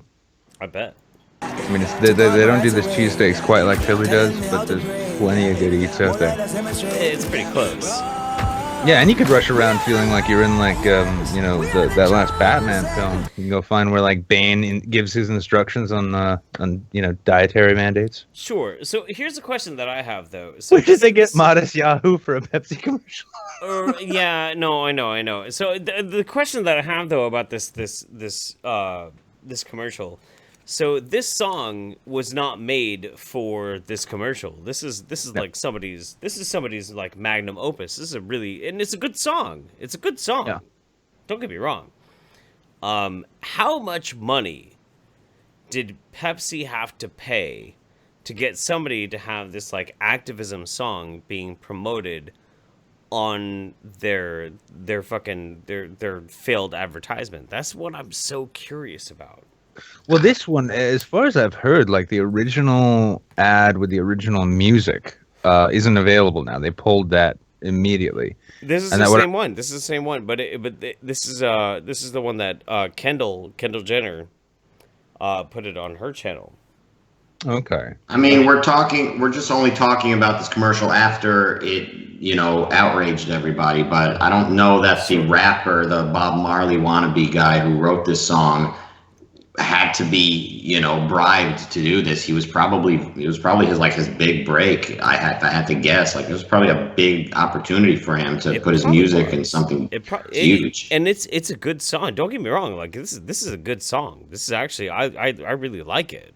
I like this. I gotta wonder though, Bogsy, Well, Bogsy Francis, I mean, like, you know, he might have been being facetious, but, you know, Modest Yahoo had, you know, his big moment. And after that kind of faded, I mean, as we know, musical acts, you know, after their big moment in the sun, a lot of times they can fall on kind of hard times, effectively, sort of. Do you think maybe this was just a discount thing for Pepsi?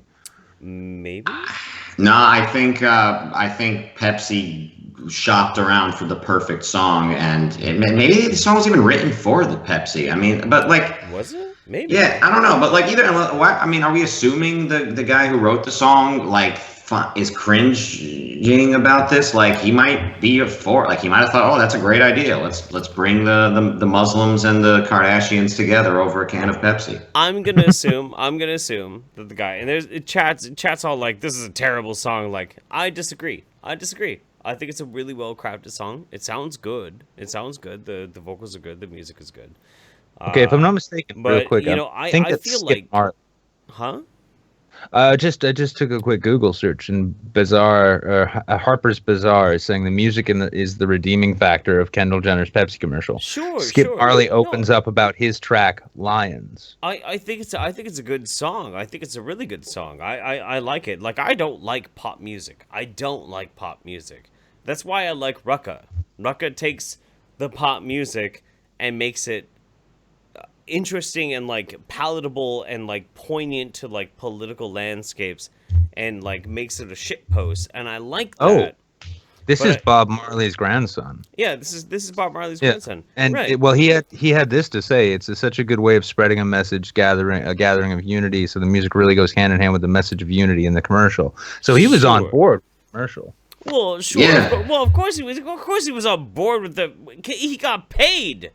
Yeah. All right. So either he's a shill or he's a sellout, or both. I mean, how about he, like his grandfather Bob, was not that smart and just fucking thought it would be a great idea to lend his music to this commercial. Sure, and that's pretty much what I'm leaning towards. Absolutely, but I think it's a well-crafted song. I do. You know, even though it's a great song. I mean, for what it is, it's well done. I mean, the lighting in the commercial is well done. The camera angles, the message they're trying to convey is well presented. Sound engineering is on point, man. It sounds great. I mean, it's a great commercial. They didn't realize that everyone would eat them alive for doing it, but everything about this commercial is beautifully done. I think they're giant pieces of shit for it. So, okay, let's watch it. All right. We are the movement, this generation. You better know who we are,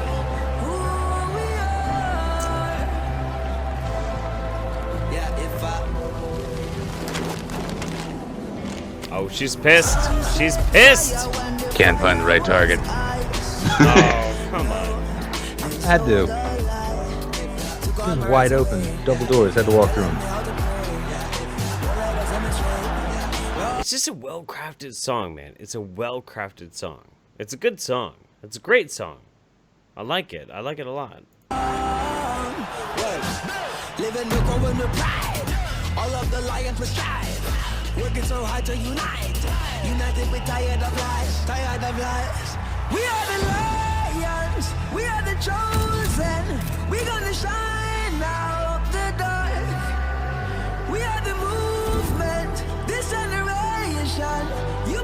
Okay, I have to pause it here because I have to say, I'm uncomfortable saying this, but I'm gonna say it anyway. That's the hottest Asian dude I've ever seen in my life. Like I don't really know what I'm trying to say, but like that is a hot Asian dude. That is a I'm pretty sure that's why he's in the commercial. Asian guy. Like if I was going to be Asian, I would want to look like that dude. It's an interesting way to go with that. I was thinking. Well, at this sequence in the video, I was just thinking about all of the jokes that came out about Kendall Jenner looking out upon a sea of poor people that she'd never seen for that long at a time before. Oh my God, none of them have assistants or makeup artists or anything. How do they all look so perfect? Oh, look at that perfect skin on that Asian dude. Well, I know.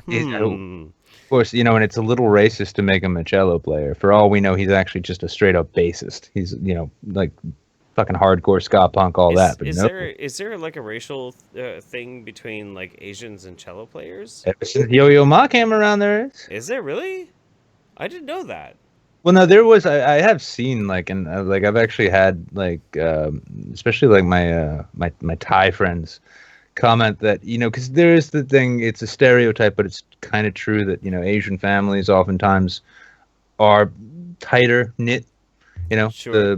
Than a lot of standard white American families and like, and that there is that drive to push your kids to achieve and be like the best at everything.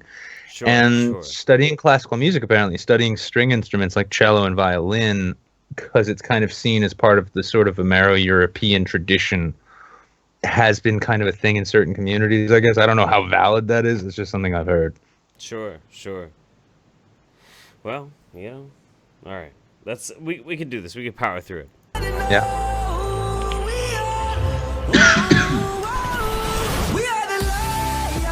Yeah, whip it off, bitch. Let's go crazy.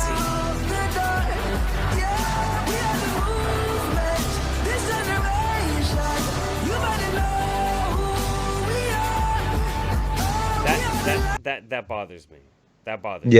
That bothers me. It's been bothering a lot of people too. Like, you know, there's been a few people who have been like, yeah, you know, this video, it's okay, and then like she fist bumps with the Pepsi. That does bother me. That bothers me. I just can't help but see this particular sequence here when he's just like, yeah, it's the Rick and Morty episode where they're trapped in a simulation. And simulation within a simulation, and the black mailman is just constantly everywhere in Jerry's fantasy saying, "My man." That's what that looks like. My man. Like, my man. Oh, great! I had no idea. Dinner, my man. Yeah. And then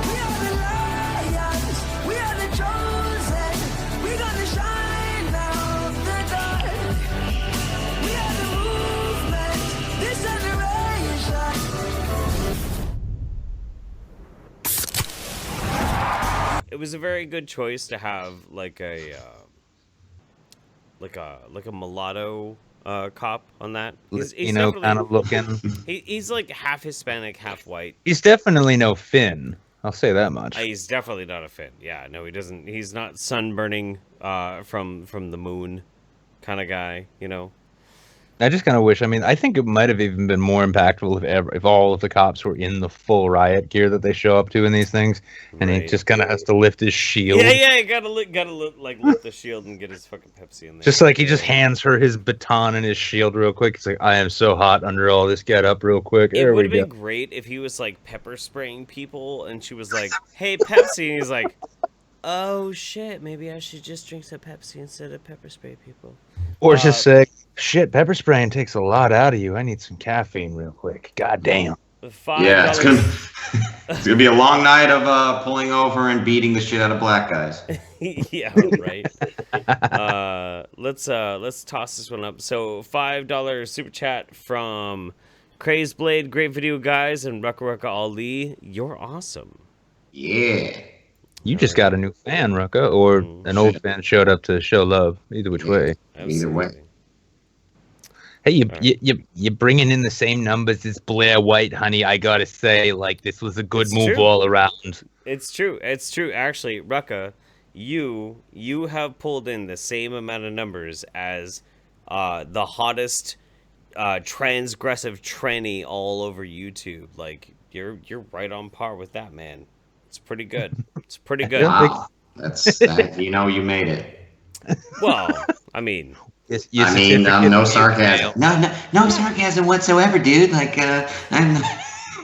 Anyway, by the way, so why are people mad about this Pepsi commercial? Like, I get that it's stupid as fuck, but like, why are like Black Lives Matter mad at this? I don't know why people are mad about this. All right, I think I might know what this is about, honestly. I think the problem is that, for one thing, these protest movements in this day and age, they're made up of a whole mishmash of different causes. You got your racial justice, your gender justice, you've got legit fucking communists out there, right? Anarcho-communists, all this shit. So on the one hand, you've got the anti-corporate sentiment, which is that this is clearly Pepsi trying to exploit what they see as a very ripe market. You know, millennials, they're into protesting. Hey, let's be hip, show protests. But they also take their protests so fucking seriously that anything which mimics or maybe looks like it's mocking in a sense, or exploiting, as this is, the concept of a protest, they get pissed as fuck. Kind of makes sense when you think about it too. I mean, you know, I don't even need to agree with the protests, but if they're actually going out there day in, day out, just standing on the streets, getting, you know, into shit, having cops come at them, all that, and then all of a sudden, yeah, this pinnacle thing in their lives is now just being used to sell fucking Pepsi. I can see them being offended. Also, you've got, you know, you got Kylie Jenner there, who is the fucking embodiment of just commercialized trash. The whole Jenner Kardashian thing, it's not really compatible to genuine political activism or wokeness, whatever divide there is between the two of them. And then you, on the other side too, you've got a bunch of people who think that all the protests that are going on are just a bunch of bullshit. And so it's like, Pepsi, why are you celebrating this shit? All in all, it was just a really bad move on Pepsi's part. A well-made commercial, perhaps, but not very the well-made commercial. Move.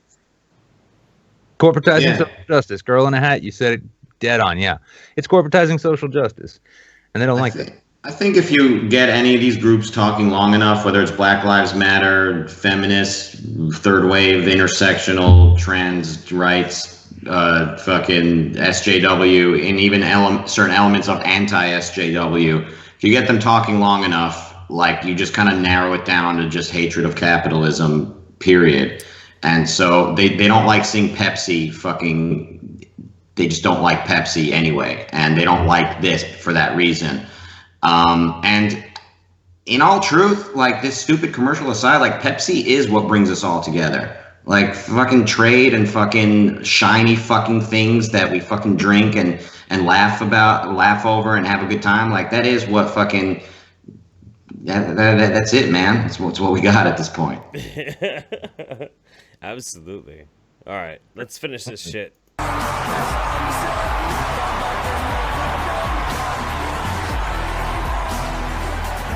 Kendall Jenner just solved racial inequality. Hooray! It was either going to be that or impasse.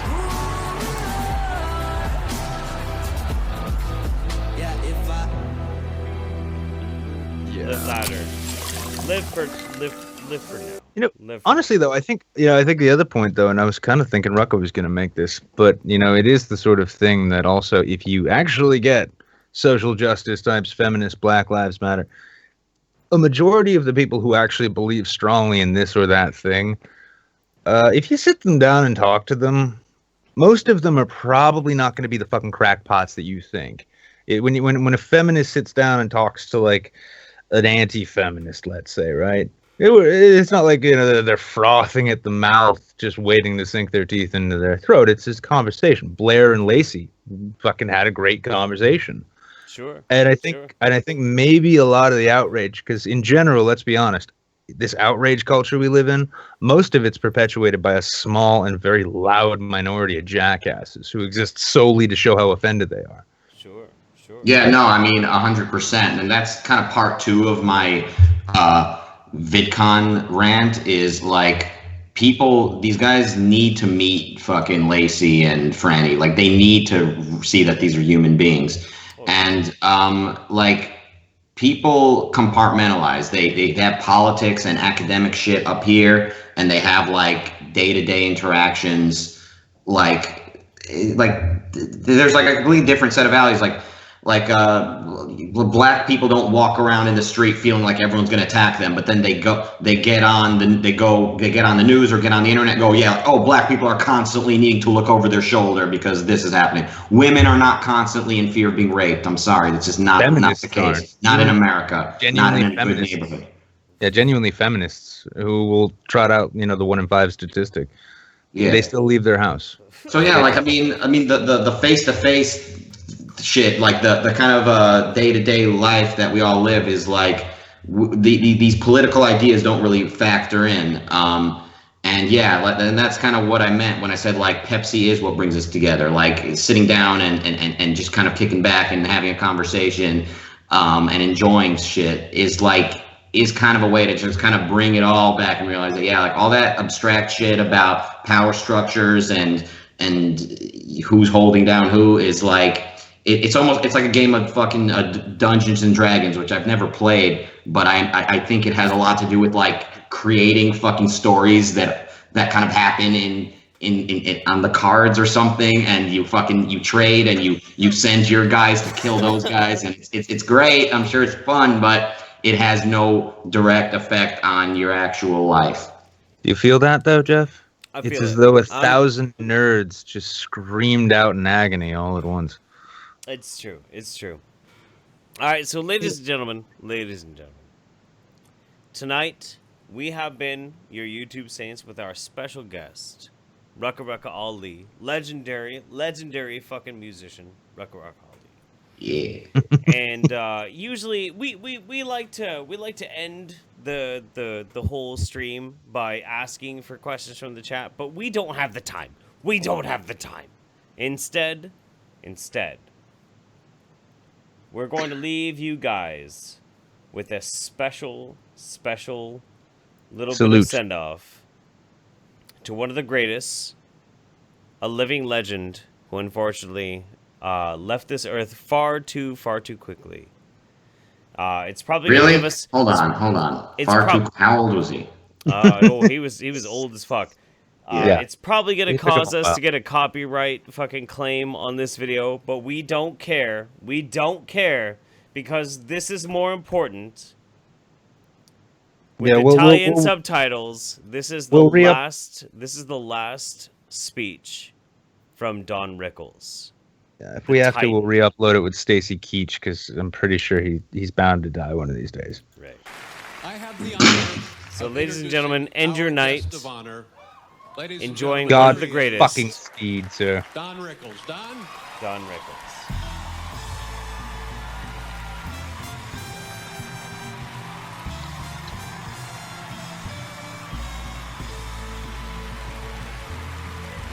We're totally gonna get copyright struck for this. You know that, right?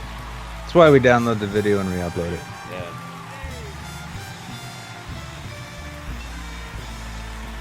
God rest this magnificent man's soul. And yes, Stacy Keach is immortal, but every 2 years I hear he died, so. You know, when I should be standing, but I'm sitting here. Dave, thanks for coming. You don't know, Letterman's not the kind of guy that gets out too much. You know, he's out in the Midwest with his wife saying, honey, shoot that cow and let's go to bed early.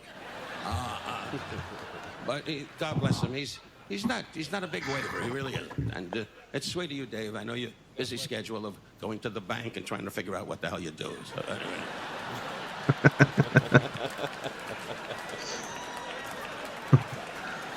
I am so thrilled as I look around the room that I'm the biggest name here. This is what rocks me. I'll be very honest with you. All the performers, you were all marvelous. Really, you were. And I will be all night saying how great you were, except that De Niro was weak. But no, Bob was a great friend. When I did Casino, he kept saying to me,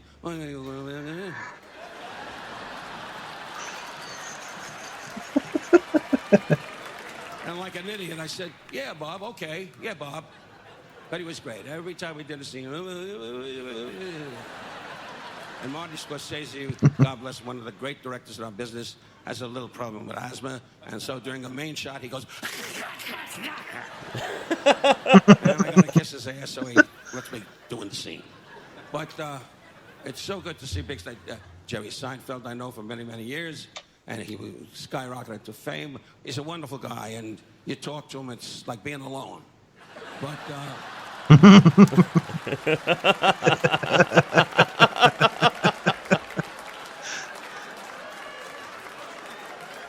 I look around this room, and this is the home of the blacks. And I see three. God bless you, black people. I love you. I really do. As you're laughing here, I'm sure One of you guys is up in my hotel room robbing me.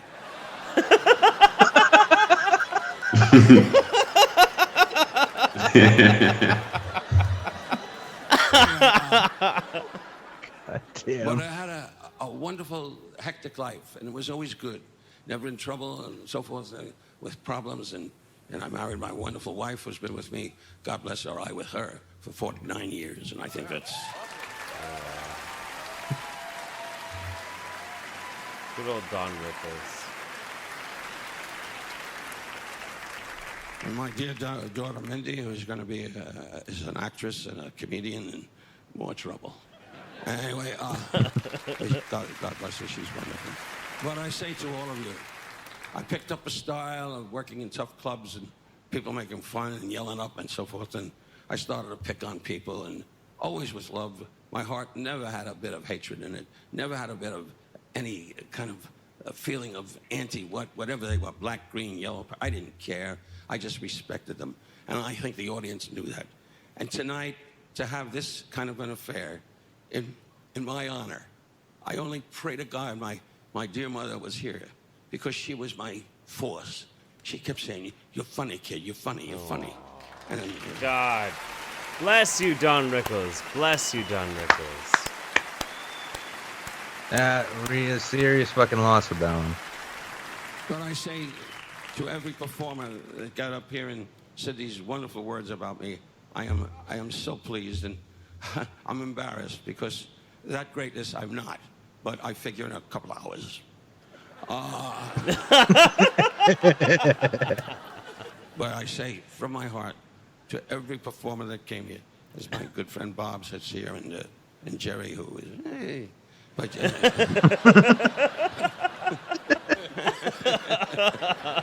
David Letterman, one of the great guys. I really mean it. Dave, we went to dinner. Every time I'm on the show, we go to dinner. Dave, and he's a hermit. He doesn't bother with too many people. He goes with his wife out in the Midwest and just lays in the grass going, Anyway, I swear to God, I love you. You break everybody up. You're such a son of a bitch. You're great. And Johnny Depp, for Johnny Depp to come here tonight without his cowboy boots, a funny hat, and laundry clothes, I can't believe that. I can't believe it. Fucking Johnny Depp. Jesus fucking Christ. What the fuck? Johnny's great. And I see Harvey Weinstein sitting there. Harvey, God, a lot of good talk about you. I personally don't even know you. Anyway, no, I know you, Harvey. Good. Sits around like everybody knows him, you know. One of those Jews that got hot, luckily. Who knows? And Brian Williams, of course, I got to know in a short time, and he's great. He declared war on countries that don't even want to go to war. But I will say this from my heart, really, from my heart. This is a long night.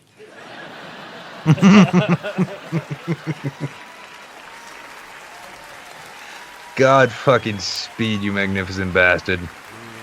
One thing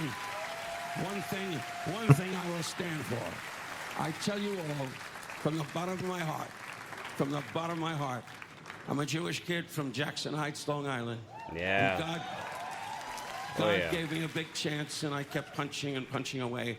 And my mother stood in the kitchen of all these rough clubs and said, he's funny, he's a funny kid, you'll love him, you'll love him. The love I've had, I wish for you. And I say for all of you that is here tonight, the main thing, may God give you health, and live a good life. And God bless you all. Thank you. Yes. And good night to you, sweet Don Rickles. Good night to you, beautiful chat. Good night to our special guest, Rucka Rucka motherfucking Ali. Yeah. Hardest working black man in the business. Thank you so much, everybody, for taking the time to spend with us. We hope you have a blessed fucking evening, and we will see you next weekend. Night.